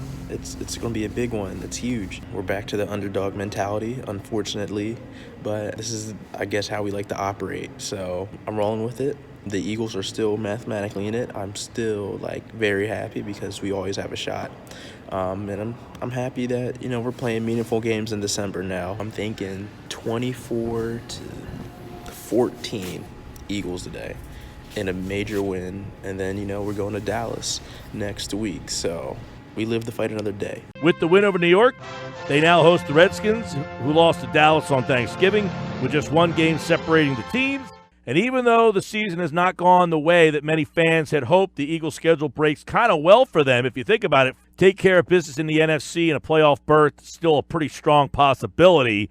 Lose any of the 4 games, the Eagles most likely going to be home watching the playoffs. My name's Gail Saunders, one of the co-founders of 4th and John. But it's kind of weird. My dad is from Philly, right? Okay. Raised me an Eagle fan in Connecticut. But he's like, no, you're going to be an Eagles fan. But that's the thing about the difference between us and other fan bases. Yeah. The passion is runs so deeply that my dad, he made me. Generation thing. Yeah, it's a generation thing, and they make you an Eagle fan. I had no choice. But the thing you see, and we travel around a lot of games and stuff. Yes. You don't see the passion in the fans like Eagles fans. I mean, there's just a little. Maybe it's the crazy. Quite simply put, my parents made me that way. I didn't have much of a choice when I was younger. Yeah. I still have pictures of me in a baby's onesie when I was 6 months old. Yeah. Eagles in a football rattle. So little did they know the brainwashing started incredibly early. And that developed into the monster that you see today. All right, and then what makes our fan base just a little bit different from everybody else? Well, I heard for a long time, being a season ticket holder here, that Eagles fans were the most passionate, they were the most knowledgeable. Honestly, I always thought that was just us just kind of tooting our own horns and kind of feeling ourselves until I started to travel more. And then going around to towns like LA and Tampa and New York and DC and Baltimore, you just really start to realize that there's a lot of truth to that. Even when the Eagles are down and out, the stadium still sells out. You can't say that for all the other teams out there. Monday Night Football, we're down to the last string of hope. The prediction for today? I think the Eagles win. It doesn't have to be pretty. It doesn't have to be a blowout, nor do I think it will be. If you don't win today, it's done. It's a wrap. Yeah. Done. If you win today, you still have hope, and that's what the Eagles fans have now. All right. You heard it first. E-Rock, let's have a good game today. Go Birds, Go baby. Birds. If you're ever in the Eagles game, go to F1. They put on a good show. The stuff we've gone through, we won, but we always want more. So we won't settle for mediocrity. We won't do it. And we know the game. Listen, we're not some of these bandwagon Patriots fans who were like, who was before Brady? It was Bledsoe, by the way. But, you know what I mean? We just grinding. We just want to be great. D.A.T.A. Productions, baby. Follow them. Get on it. While we are still fighting for our playoff lives, I had a chance to meet up with the owner of one of the Philly sports apparel storefronts in the city, homegrown and owned Shibe Sports. All right, Brian Michael, we're at Shibe Vintage Sports Store. Love the layout. I love the location, everything like that. Thank you for allowing me into your store. Of course. And doing this interview today. I just have a couple questions for you today, Brian, about yourself, the store, and the fan base as a whole for my documentary. About 5 years ago, a sports store here. We got involved through my website, Phillies Nation, selling some of the Phillies products online. And eventually, the former owners approached me to see if I wanted to buy the place. They were looking to sell it. I got some friends together that all had, different interests in Philly sports, history, retail, fashion, things like that. And we started the store just like that. All the teams were pretty terrible then. Mm-hmm. It was the end of the Chip Kelly era. The process hadn't started. The Phillies we're still trying to regain that old magic, and the Flyers are just the Flyers. We learned that people like a lot of our vintage gear, the stuff that we do with local artists, the original shirts. So we started doing more of that, and that, helped get us through the lean times in Philly sports up until, earlier this year when things really exploded for the Super Bowl. We do in-store events with different, like I said, authors, historians, and online as well, social media, having a good e-commerce site, and just, taking care of customers. I started off actually half Eagles fan, half Redskins fan, if you believe it or not. And one day after the Eagles beat the Redskins on a last-minute field goal, I was at home watching the game with my family, and I ran into the coat closet because I knew my dad was going to make fun of me because I was a Redskins fan and he's obviously an Eagles fan. And I was sitting there in the dark coat closet, and I was like, you know what? I think I should just become an Eagles fan. All my friends at school are Eagles fans. I was like 7 years old, maybe. My dad's making fun of me. What's the point? So, I mean, that really shows you're born into being an Eagles fan. Mm-hmm. There's no way around it if you grow up in the city. You take it with you if you move away, and it's just always there. The fans make you earn it as a player. You can't just come in and expect to show off or be a fan favorite. You have to work hard to get there. And once you're there, they embrace you like no other city, right? So you have fans like in Seattle, for instance, where they think they invented being football fans. And, this is more than that. It's not about the show. It's not about, who's the loudest. It's about rooting for your team and wanting to win all the time. And that's the thing about being an Eagles fan. And up until this year, it was about wanting to win all the time and never winning. Yeah. So finally they had a chance to win this year, and it was amazing. Yeah. How was that moment? Like, what were you doing at that moment? Where you at? I was at home with some friends. We had a little party. It was obviously a nail-biter to the very end. And once they won, we started ringing pots and pans, or banging pots and pans, ringing bells. And we grabbed a bunch of beers and ran down to Broad Street. Yes, sir. Yeah, so we weren't too far from there. And it was just a mass of people. And everyone was down there. Fireworks were going off, bouncing off the buildings, which was something I've never seen before. So it was a lot of fun. Everyone was happy. The cops were celebrating. Everyone's in a good mood. And again, that's not something you really ever see in Philly. So it was a nice change of pace, at least for a day and a week with the parade in there. Do you think there's a different energy in the city still, or is it still kind of like the gritty city as it is before, kind of just back? It's back to normal. Back to normal. It is back to normal. And I think it just comes and goes with the play of the teams. It's not just about if they're winning or not, but, is it enjoyable to watch? Is it good football? Is it good baseball? Obviously, winning comes with that. And if it's ugly, right, if the Eagles can't play a full 60 minutes and the games aren't fun to watch, then people are going to be upset. That's not what they want to see. That's not the experience they want to have on Sundays. So it's just, not as cool as it was last year. Because last year they were killing teams. Carson Wentz, was just thrashing teams. They were scoring points. And this year they're really not just doing that yet. What's like your favorite design that you've done so far? I do like this one. Obviously it's been a bestseller too, but it certainly captures the feeling of the city and it's uniquely Philadelphian. Yeah. Only people that are from Philly understand what John means. Even once they learn it, they think it's funny too, so that's kind of endearing as well. But yeah, it just captures the emotion of the city that day. Everyone was so happy. It's hard to describe, and I hope we get to feel it again. Yeah. We're 5-6 right now, and the Cowboys won yesterday, so it's kind of looking grim a little bit. What's your prediction for the rest of the season? They're going to have to beat Dallas. That's what it comes down to. Usually, you got to win your division, and that's going to be it. They're not going to run away with it like last year, 13-3. Once again, the playoffs, maybe that underdog mentality will kick back. Now, we just celebrated our 5-year anniversary, so it's been a fun ride, and we're looking forward to 5 more years and a few more Super Bowls in there, too. All right, I just wanted to thank Brian for the We Won That Jaunt shirt. Check us out at shibesports.com or on Instagram, Shibe Sports, Twitter, Shibe Sports. or just Google us. You can find us. All right. Thank you. We won that jaunt. Let's get it. Go Birds. Go Birds. Off to Dallas. Funds are starting to run low, and timing of travel is key. Any means necessary. It's over for Philadelphia. They don't know it's over. I think they probably sort of kind of feel it's over, but it's over. The Philadelphia Eagles couldn't go 6 months without screwing it up. Lost assistants, wrote a book, big parade, let's do politics, let's wear silly dog masks. It is over. And this is a cautionary tale for all you big talky sports fans. When your team wins a Super Bowl, what happens? Now more than ever, I am starting to feel the pressure. Dallas, Texas, baby, the big star. It's a nice sunny day. It's going to be like the only nice sunny day all week. I'm tired as all get out, but I got to get a lot of good footage today of Dallas because it's going to be raining the rest of the week. Welcome to the Lone Star State, in the Big D. They say everything is big in Texas, but on first glance, walking around the city, Dallas looks like a big bag of nothing. Lots of open space.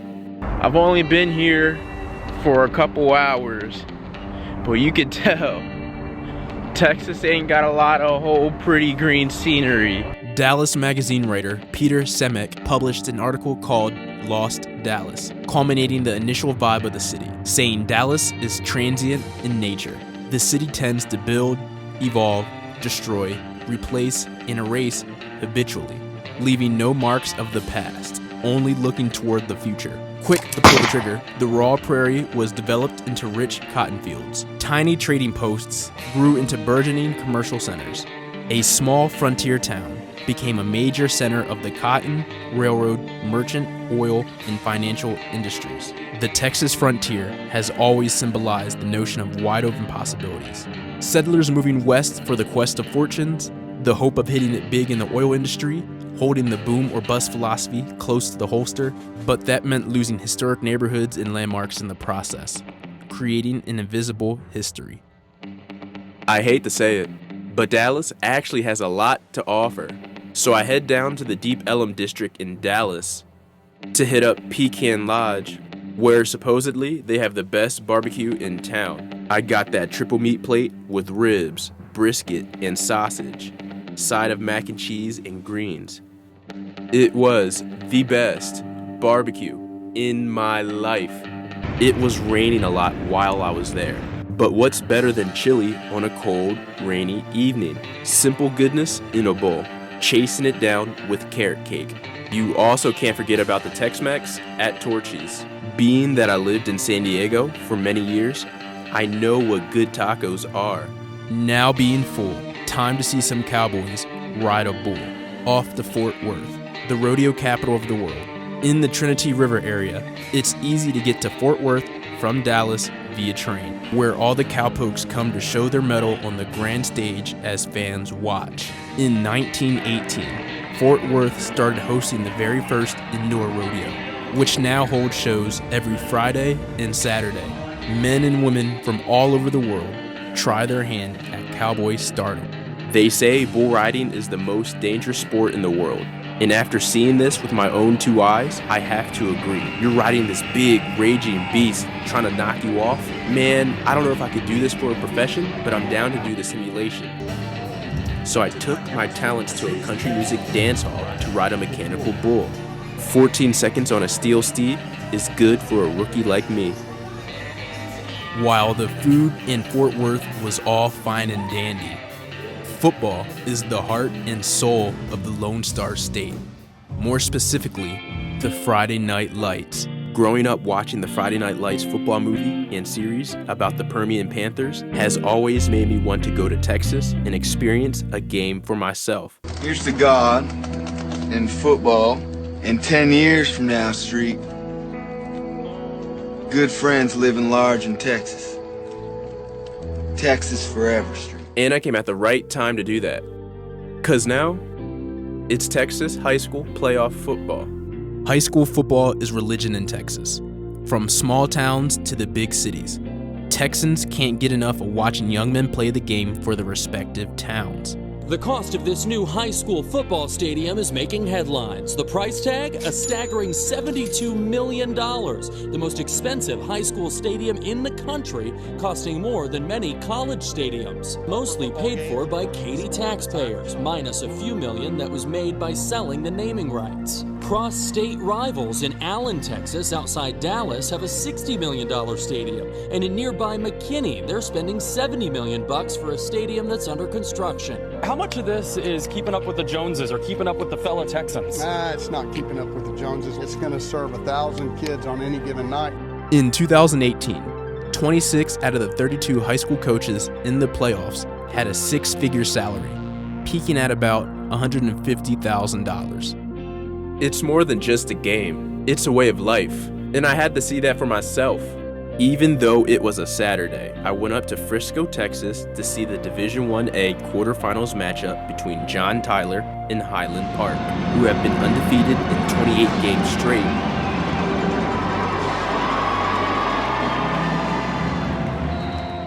It was an unforgettable matchup, and they played at the Cowboys' Ford Frisco facility. I kid you not, that stadium holds like 12,000 people, and it was packed to the brim. Highland Park ended up winning the game in comeback fashion, keeping their win streak alive. They eventually won the D.A.T.A. state championship. While high school football is royalty in this great state, the Cowboys reign king, and it's time for the Eagles to steal a win in the Death Star, AT&T Stadium, aka Jerry World. Game day, this is the biggest game of the year. The absolutely most positively the biggest game of the year. The endless season, playoffs hopes are still on the line, and we're in Jerry World. I'm nervous, I'm excited, I'm scared, I'm all these emotions. I don't think we win because Dallas chokes. That might happen, but I think we win today because the Eagles' offense balls out and our defense balls out as well. This is what football's all about, and this is the time to do it. The Dallas Cowboys, known as America's team, 5-time Super Bowl winners, playing on Thanksgiving every year, a net worth of $5.6 billion. The ringleader to the most valuable franchise in the world is Jerry Jones, who bought the team for $150 million. With the Cowboys winning only 3 playoff games in the last 22 years, Jones has kept Cowboy Nation relevant. He delivers hope like Santa delivers presents.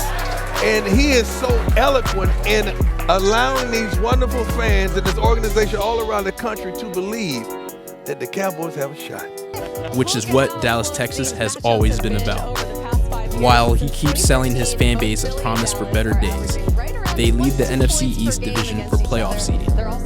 The Eagles are in town, trying to dampen that and uplift our own aspirations.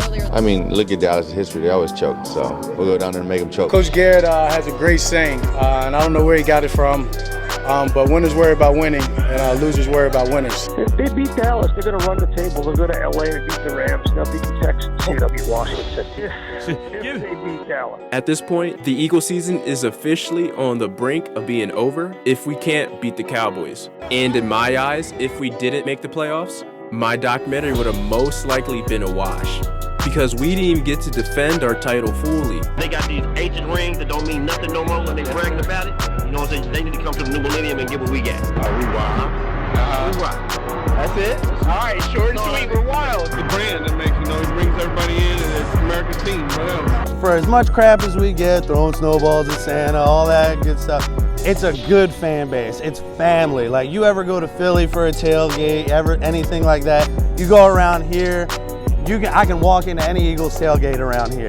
And as long as I'm wearing this green right now, people are just going to welcome me with open arms. It's a family. Cowboys has a huge following, a team that actually complies with the structure of America. Back in the early 70s and 80s, it was all the Cowboys about clean cut, dress, professional. You had your shirts tucked in, and I think that's what America embraced, the dress code, the respect, how you look, how you presented yourself in public, and I think that image just continued to grow, and that's why the star was so relevant in American culture.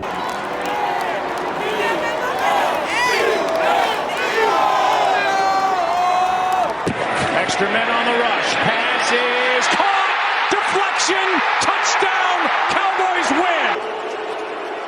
Clearly the ball's out. Jenkins is the one who knocked it out. After review the play, there was a fumble on the play. However, we do not have a clear recovery by the kicking team. Therefore, the ruling on the field stands as called. The official will get downgraded for this because obviously it was a fumble, and then it stayed as a fumble and couldn't be corrected. I felt like all hope was lost, and that the season was officially over, cutting my documentary shorter than I had hoped. It's a tough loss. Went into OT. The season's pretty much over. I'm upset about it, like any other Eagles fan is upset. But I made a promise. I'm finishing out the season, every away game. So I'll be back in LA next week, and I'll be finishing out the season in Washington. I made a promise to you guys. I'm gonna finish out the season. I made a promise to myself. I'm finishing out the season. Playing spoiler, I guess. What you can do. It's the football. A little disappointed that we couldn't, defend our title just a little bit more than what we have. Disappointing season. We put ourselves behind the 8 ball, and I saw a great bit of it. But at the end of the day, I wouldn't change it for the world. I don't regret this decision doing this, and I'm still making a documentary out of this. It wasn't a good feeling leaving Jerry World, and then having Cowboys fans rub it in, even more gut-wrenching.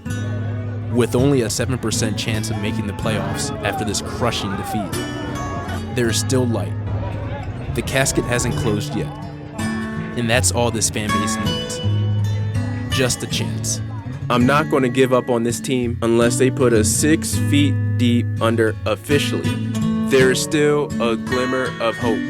I wanted to leave Dallas flying high in the sunset with a cowboy hat and a stogie.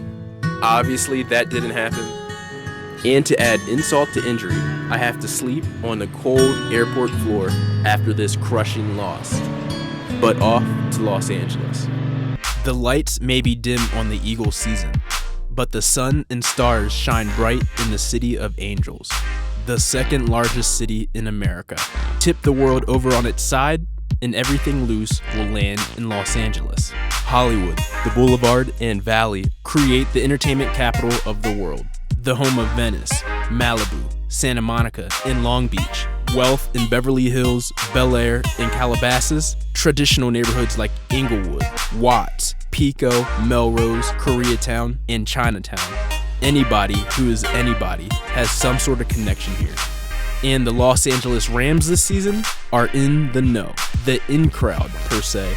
The high-flying act with a top-flight offense, young head coach, and charming quarterback, fitting the bill on what a sports team in Los Angeles should look like. I forgot how great the Southern California amenities can be. Weather, women, and the legal weed, baby. It's hard to beat the beach, but I do not miss the traffic at all. And to be honest, the public transportation system is horrendous. So for this trip, I'm keeping it close to home with my boys. Being beachside is also on the agenda. Seeing the ocean, feeling the breeze, so relaxing it will bring you to your knees. Real deal fresh Mexican food is 100% the motive. Fish tacos in California are next level. Then the golden glory of fast food. In-N-Out.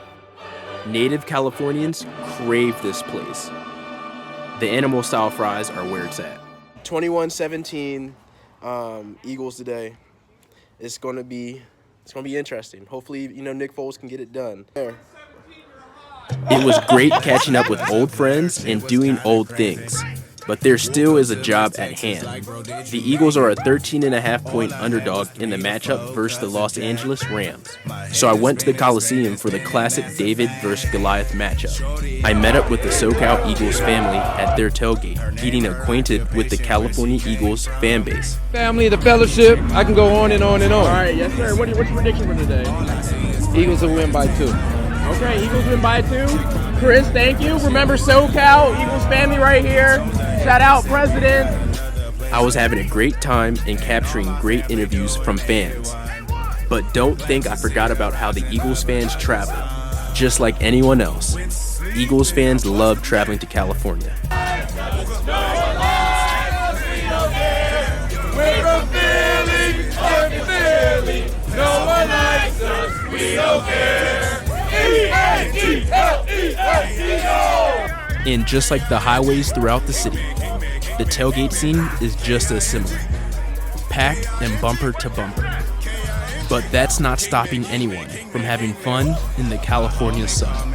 We're everywhere, man. Everywhere you go, bro, there's an Eagles fan. Everywhere we go, it's always Eagles fans. Like, no matter what, I reckon be 0-15. We gonna be green out. It's a culture, man. Our city has been through so much, like, historically, and it's just, I don't want to be like the whole tale of the underdogs and whatnot, but it's just been ingrained in us. And from birth, you're just all about it, all for it, all the, not just the Eagles, all the sports teams. It's really just something that drives us every day, man. Anytime we did an Eagles chant, there was absolutely no retaliation from any Rams fans. Their Whose House, Rams House chant was nowhere to be found. All right, so we have Chris here. Let's tell him, Chris, where are you from, why you Rams fan, and what makes the fan base a little bit different? I'm from LA. I was a Rams fan since they won their Super Bowl in '99, and that was the first Super Bowl I watched as a kid. So when they won in St. Louis, I became a Rams fan, and then when they moved to LA, it just became even better. We love the Rams. We welcome them back. As you can see all around you, this is a Rams house. Ram fans are true. Been through the hard times, we're ready for the good times. Yes, sir. Keep it going. Yes, sir. All right, well, hopefully it's a good game today, and we'll see what happens. No, it will be a good game. There's no hope. We're going to take down some birds. Bye! All right, you heard it first. And once the game started, the energy transferred over into the stadium. It was Philadelphia, Pennsylvania this Sunday night. Because just last year, the same thing happened when the Eagles played the Chargers at Step Up Everyone Center around me is in Eagles Inglewood. fans. They're all cheering for the Eagles right now, so why would I want to stand there? I'd rather be over here and kind of be with the less popular guys. I'm up here when I should be at my seats that cost so much money. Why am I up here? And I should be down there enjoying the game.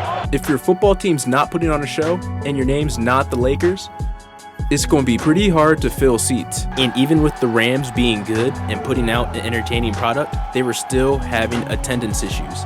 From experience living in San Diego and LA, Southern Californians don't take to football as fanatically as other parts of the U.S.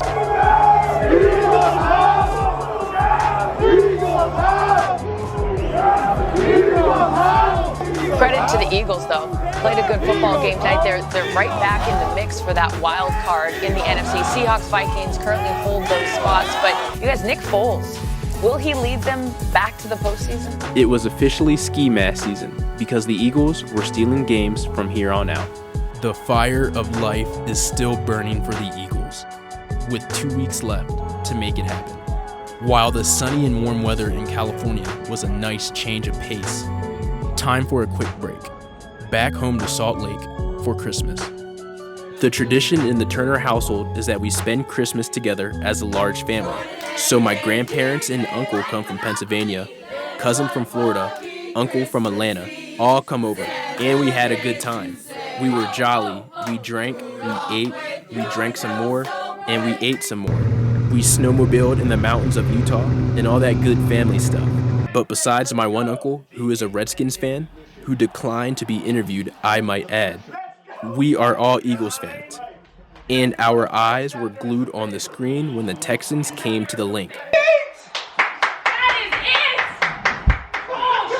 That sounded like that hurt. This game was essentially more important than the Rams game. The Texans were a solid team that was hot. And if we didn't beat them, our performance last week was all for nothing. But somehow, someway, in vintage Eagles fashion, we pulled off the victory. Week 17, we're going, let's go! I still haven't booked my return flight home yet for after the Washington Redskins game, in the hopes of the Eagles playing in the playoffs. So this endless season road is coming down to week 17, with a 35% chance to make it to the dance. We need help. Philly wins and the Vikings lose. And technically, the Bears had their division locked up, so they didn't have to play their starters. I was hoping and praying that we could pull this off. With all the marbles on the line as 2018 closes, the endless season, regular season, will stop in the nation's capital, Washington, D.C., hoping for new life as the new year is around the corner. with the uncertain hope of a postseason run to defend the Super Bowl crown. When I set out to film this documentary, sure, I had hopes of making it to Atlanta for the repeat Super Bowl. But under no circumstances did I think we would not make the playoffs the next year. But here we were. The home of America's past for over 200 years and the residence of 45 presidents. Just like any city, D.C. has its ups and downs. After World War I, civic pride and culture became prominent. Art galleries, museums, concert halls, and the Lincoln Memorial were all built. Washington continued to develop into a modern city, changing from a small southern town into a major northeastern corridor metropolis that ranks with Boston and Philadelphia. Being that D.C. is a political hotbed, D.C. was the epicenter of historical riots, protests, and famous speeches. The Vietnam War riots, Million Man March, and Martin Luther King's I Have a Dream speech. While Washington is supposed to symbolize progress, unity, and freedom, it remains a somewhat racially and economically divided city. Most European Americans live in Northwest D.C., while Southeast D.C. chiefly consists of a poor African American population, with more than half of the city's inhabitants being African American. But with that being said, Washington is also a place similar to Los Angeles, where many individuals come from other parts of the world and country to live, work, and enjoy the arts. If this was going to be my last trip of the season, I was going to enjoy all the things I've experienced throughout the year.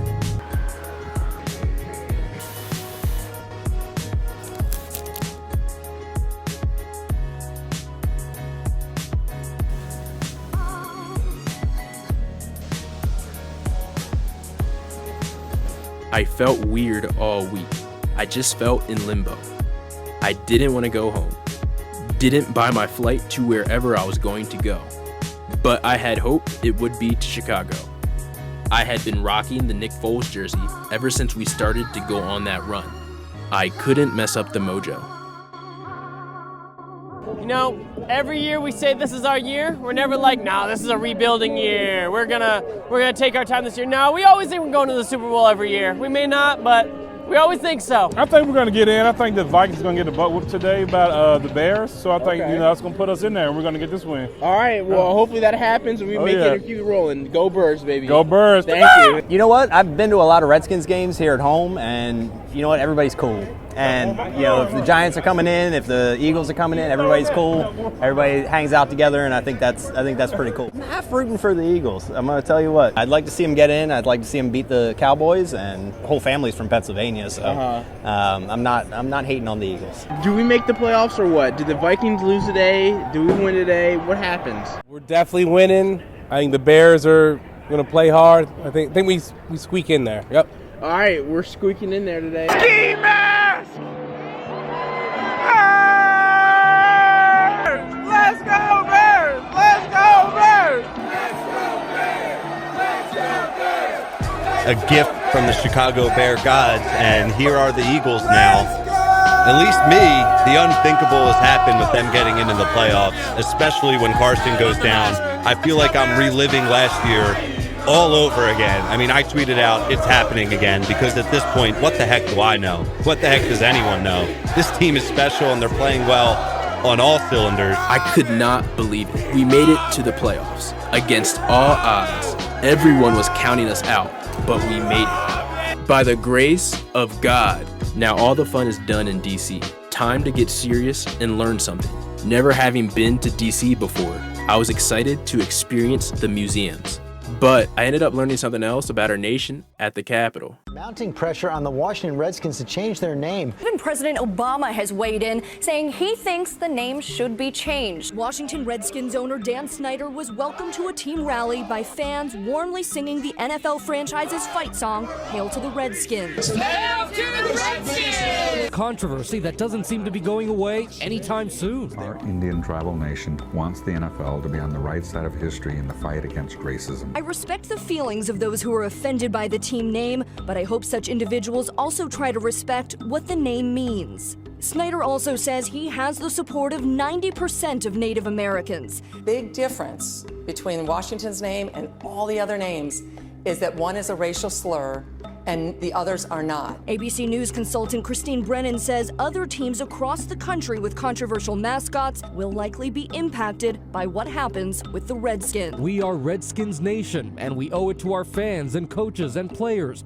past and present, to preserve that heritage. In his mind, he believes he's never going to change the nickname, but the world around him is starting to cave in. Fans' imaginations have run wild. An online contest giving a glimpse at what new duds might look like for the Washington Warriors, or Renegades, or Griffins. If you really want to get deep on the matter, the Cowboys and Redskins have a storied rivalry that goes back to the 60s and have played on Thanksgiving Day multiple times throughout the history of the NFL. The optics of that doesn't look as good in 2018 in a socially aware society. But there is an update in 2019. The Supreme Court ruled that it is unconstitutional to prohibit a company from trademarking a word or phrase that one might feel is immoral or scandalous. The Redskins name is safe, at least for now. The political turmoil in D.C. never stops, and probably never will. Midnight on December 22nd, the government partially shuts down. Trump digs in his heels, $5 billion for his wall. Democrats not budging from the $1.3 billion they originally offered for border security. Which means no entry into any museum. No government operations means no government workers. No happy tourists, no nothing. Big buildings with amazing things inside not being viewed because of the political strife that is happening in our country by the decisions in the White House. I know me missing the museum is not that big of a deal on the grand scheme of things because we have a lot of other things we got to deal with right now as a nation. But the fact of the matter that, individuals who come here can't, learn about the history of America or learn about other things, the Smithsonian museums have to offer. It's kind of frustrating, but, there's bigger things out there we need to worry about with this government shutdown, but hopefully we get it figured out. And at that time, TSA workers weren't being paid, which meant I had to go through security with unpaid workers as I take my flight to Chicago. The State of the Union was not so unified at that particular time. Something has to change soon.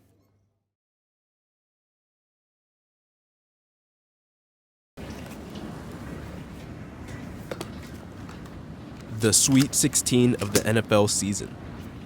One step closer to wielding the Lombardi.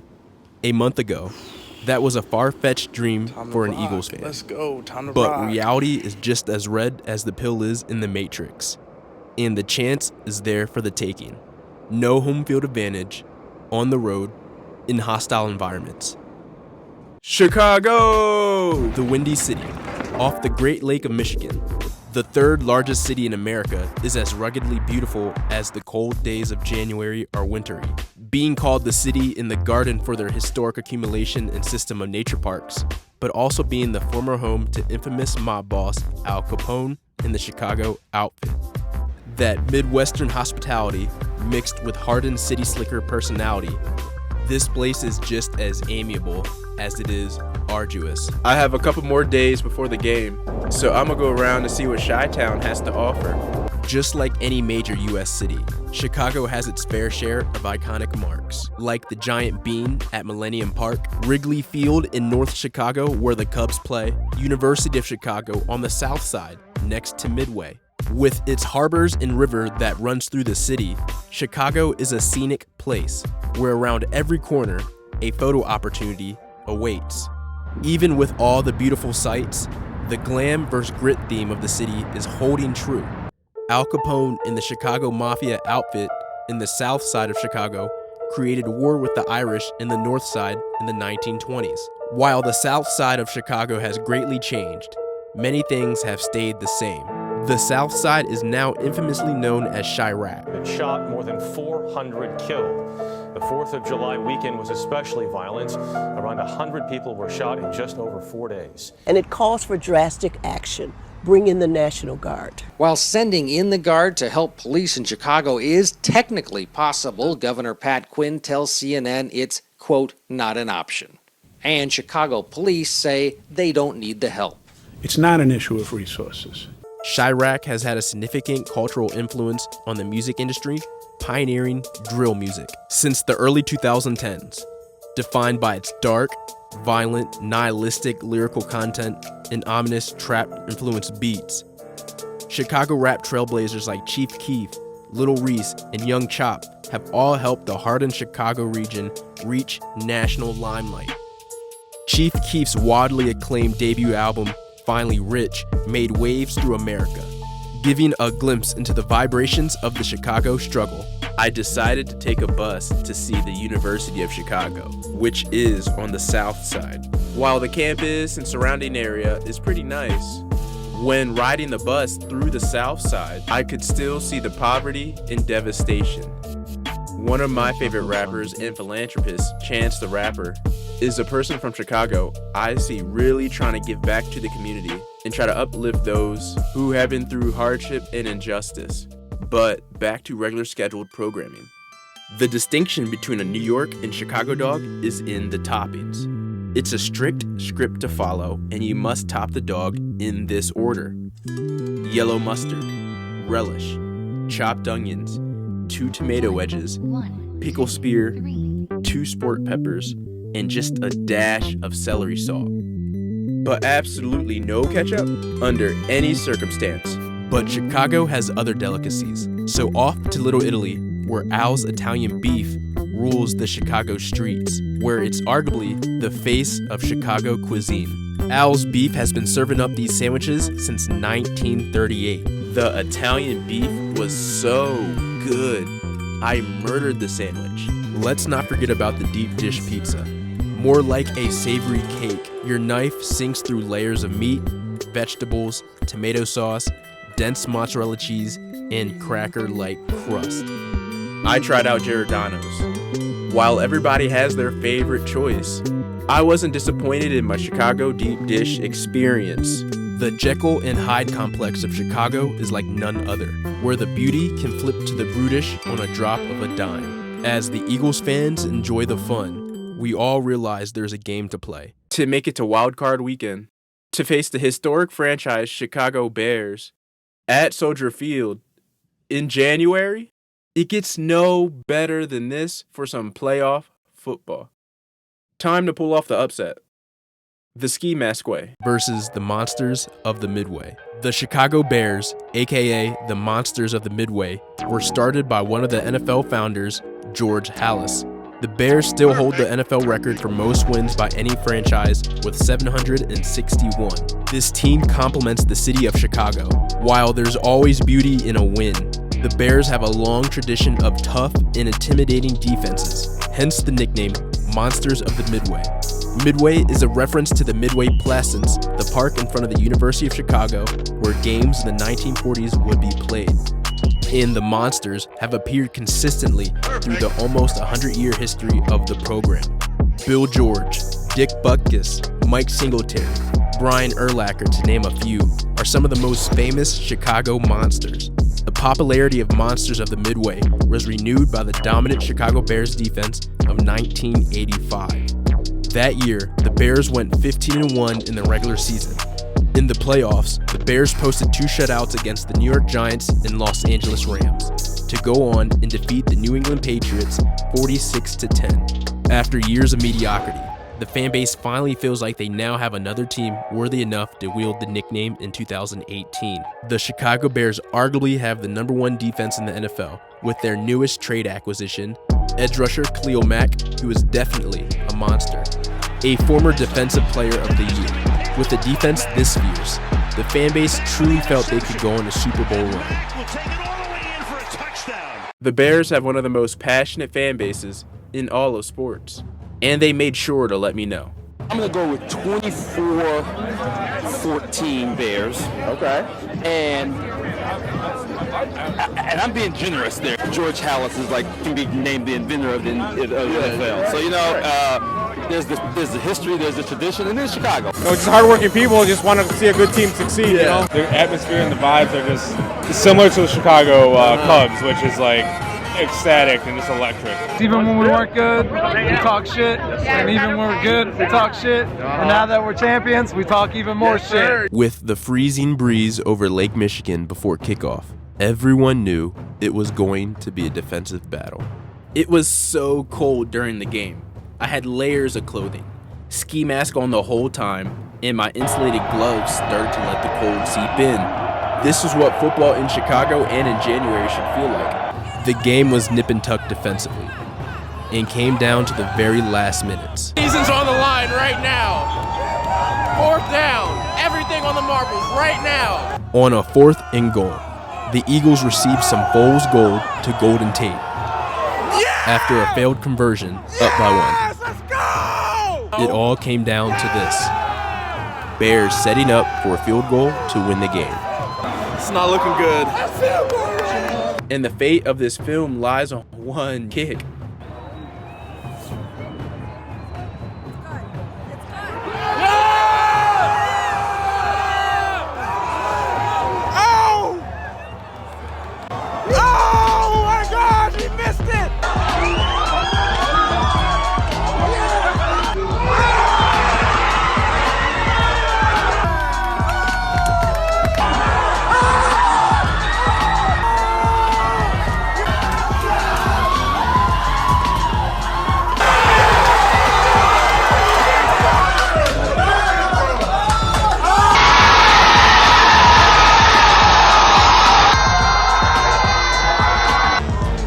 Endless season's still on, baby.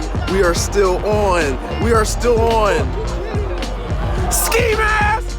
Robin season, let's go! We on to New Orleans, baby. After getting this win from luck that was razor thin, destiny started to feel like it was on the Eagles' side again. I honestly thought that we were going to go to the Super Bowl after this win.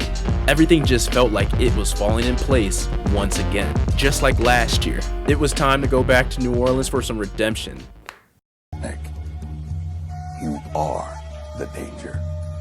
A team goes down to New Orleans and gets knocked out of the playoffs, and they think that of you? No, Nick, you are the one who knocks teams out of the playoffs. The Eagles fan base were relieved they weren't going home, but everyone knew to keep this train rolling, we had to go back to the Superdome. Everyone knows New Orleans loves to party, but we haven't talked about how they are the epicenter for the largest party of the year, Mardi Gras, or Fat Tuesday. While Eagles fans were partying in Chicago on January 6th, New Orleans was celebrating the start of Mardi Gras season with 12th Night, where 3 parades take place. I could see the community was priming themselves for Mardi Gras on March 6th. Houses were covered in green, purple, and gold, beads hanging on fences, flags flying, masks mounted, everything. In 1703, America celebrated its very first Mardi Gras in Mobile, Alabama. By the 1730s, Mardi Gras was celebrated openly in New Orleans, but not with the same parades we know today. In 1875, the Mardi Gras Act made Fat Tuesday a legal holiday in Louisiana, which it still is. In 1892, purple for justice, green for faith, and gold for power. Most Mardi Gras crews today develop from private social clubs with restrictive membership policies. Since all of these parade organizations are completely funded by their members, New Orleans call it the greatest free show on earth. Louisiana is a unique state. Its natural geography also makes it great home for alligators in the bayou. Louisiana's bayous encompass nearly 3 million acres and are home to some of the most unique ecosystems and societies on the planet. These shallow bodies of water, often called swamps, appear stagnant. The bayous play a major role in Louisiana's economy as a source of natural resources and a destination for tourists. Being that I'm still a tourist, I wanted to make sure I saw a gator with my own 2 eyes. I hopped on a swamp tour boat for gator spotting, and I wasn't disappointed. Not only did I catch a glimpse of an actual gator in the bayou, but the tour guide brought out a baby gator for everyone to hold. I was nervous at first, but this was a once-in-a-lifetime opportunity to hold one in my hands. Many of Louisiana's bayou residents, called Cajuns, speak a form of French unique to the region. The Cajun lifestyle encompasses a mixture of Creole and homespun culture, which has produced distinctive styles of music, dance, and cooking. Cajun music, called Zydeco, includes the elements of the diverse origins and backgrounds of the people who have inhabited the bayous, encompassing African rhythms, American jazz, and Canadian folk songs. Louisiana's coastal wetlands serve as a natural barrier that protects inland areas from massive destruction that come from tropical storms and hurricanes. But in 2005, one hurricane famously ran through Louisiana's natural defenses. Ladies and gentlemen, I wish I had better news for you, but we are facing a storm that most of us have feared. I do not want to create panic, but I do want the citizens to understand that this is very serious and it's of the highest nature, and that's why we're taking this unprecedented move. The storm is now a Cat 5, a Category 5, as I appreciate it, with sustained winds of 150 miles an hour, with wind gusts of 190 miles per hour. The storm surge most likely will topple our levee system. So we are preparing to deal with that also. So that's why we're ordering a mandatory evacuation. This morning, the Superdome is already open for people with special needs. We want you to expeditiously move to the Superdome. At noon today, the Superdome will then be opened up as a refuge of last resort, where we will start to take citizens that cannot evacuate. Hundreds of thousands of people in Louisiana, Mississippi, and Alabama were displaced from their homes, causing more than $100 billion in damage. Many people believe that the federal government was slow to meet the needs of the people affected by the storm. George Bush doesn't care about black people. New Orleans was at a particular risk, though about half of the city actually lies above sea level. Its average elevation is about 6 feet below sea level and is completely surrounded by water. Neighborhoods that sat below sea level, many of which housed the city's poorest and most vulnerable people, were at a great risk of flooding. Eventually, nearly 80% of the city was under some quantity of water. Before the storm, the city's population was mostly black, about 67%. Moreover, nearly 30% of its people lived in poverty. Katrina worsened these conditions and left many of New Orleans' poorest citizens even more vulnerable than they had been before the storm. Even with hardship still prevalent, a local favorite in the 7th Ward reigned supreme in soul food, Triangle Deli, a small food spot connected to a gas station. It reminded me of my grandmother's cooking during the holidays. Some people need to realize that sometimes the best food comes from the most uncommon places. This gas station was serving gas. But back on topic, how does all this equate to Saints football influencing the state of Louisiana and America? Simple, the hope for better days. September 25th, 2006. In the wake of all the damage that had been done to the city from one of America's largest natural disasters, the New Orleans Saints marched back into the Superdome for their first game back since Hurricane Katrina. The Saints won 23-3 over the Atlanta Falcons on Monday Night Football, and the victory came in many more ways than just the final score of the game. The Saints went 3-13 in 2005, being displaced by Katrina.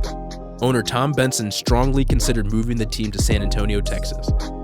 But New Orleans needed the Saints just as much as the Saints needed New Orleans. Former NFL Commissioner Paul Tagliabue knew this, which concluded to the Saints staying put. In 2007, the Saints ended up in the NFC Championship game, one game shy of the Super Bowl. But 4 years later, the town's greatest dream came true.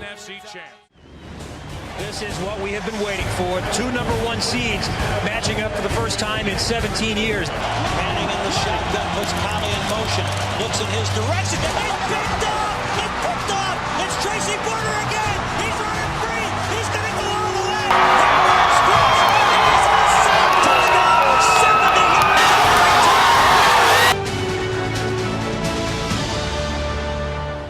The Super Bowl was hosted in Miami that year, but many Saints fans made it a point to go back to New Orleans to celebrate with their people in the city that they loved. The lowest of the lows were met with one of the highest of highs. And now, 9 years later, The city is looking to reach the pinnacle of the sports world again. But the defending Super Bowl champions are in their path, and we are looking for payback from Week 11, the ski mask way. Game day, divisional round. We're in New Orleans. NOLA, you heard me? 37-34 birds, baby. And we're going to LA next week, and you know where I'm at. I'm in LA next week because that's what I do. I'm traveling till the wheels fall off, you heard me? We paint the town green wherever we go. Oh, we're the best fans ever. You're good. Okay. No, we are. We're the most fun. Saints are the most fun. All my families are Cowboy fans, so I had to pick something else. I just wanted to go against them. And hey, Eagles fan for life. Got to put up 35 when you come to the dome, man. We're gonna do that today. 35, all right. We party harder than anybody, but we're nicer than anybody too. Any other fan out there, any other team in the NFL, it's the Saints fans that are the nicest. The passion, the emotion, it's just heart, it's blue collar, we're tough. Because the Eagles are lit, we're the underdog. Who that said gonna beat them birds?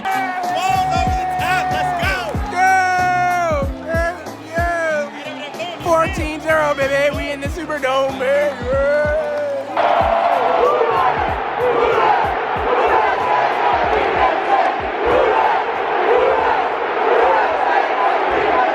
Can he do it one more time? 2:58 to play. One timeout for Philly. They're down by 6. Foles has time, still looking incomplete. There was no one open. He tried to get it to Golden Tate, and a 2nd and 10. Blitz coming. Picked up. Foles guns it. Caught. It's Ertz. First down. We're not dead just yet. We're not dead just yet. Back to pass again. Stands in. Lofty one. Incomplete. Roughing the passer. Number 92. Defense. 15-yard penalty. Automatic. First down. We are not dead yet! They'll run it to Sproles. Not too much there, if anything. We're still alive, baby. We're still alive. Get this offensive one. Surprise. Foles back, throws. Intercepted. It went right through Jeffrey's hands. It's Lattimore. Ain't over yet!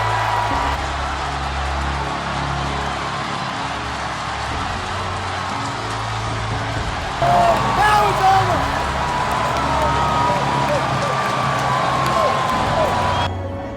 And just like that, the season officially ends. 133 days, 10 cities, traveling via planes, trains, and automobiles to record the countless memories of triumph and tribulation, packed into 19 weeks of football.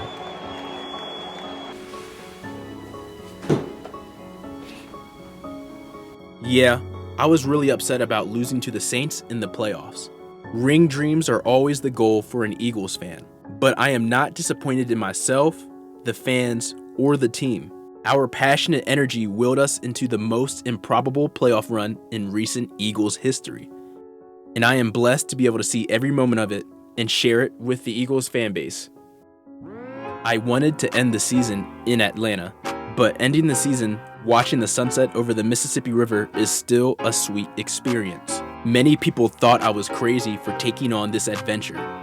Halfway through, people doubted my vision, but perseverance is what the Philly fan base and I stand for, and it showed all season long. As the football season sets for the Eagles in New Orleans, the 2018-2019 season closes abruptly. But what makes things in life become the most cherished is that they conclude. Nothing good lasts forever, but hope for a new day will always be present. Philadelphia Eagles fandom is different. Seasons may come and go with the calendar, but as experienced for the past 99 years, football will come back next fall. And the fans will be present, still tailgating, talking about the new team acquisitions, and reminiscing about the past season's glory and gloom. The past will always be the past, and the future is unknown. Yet that's the tantalizing part of life to those who dream for better days, because dreams are endless. I think we can go on another run.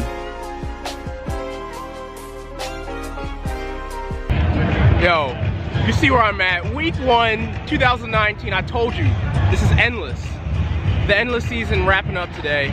The fandom don't stop. We're green to the grave, baby.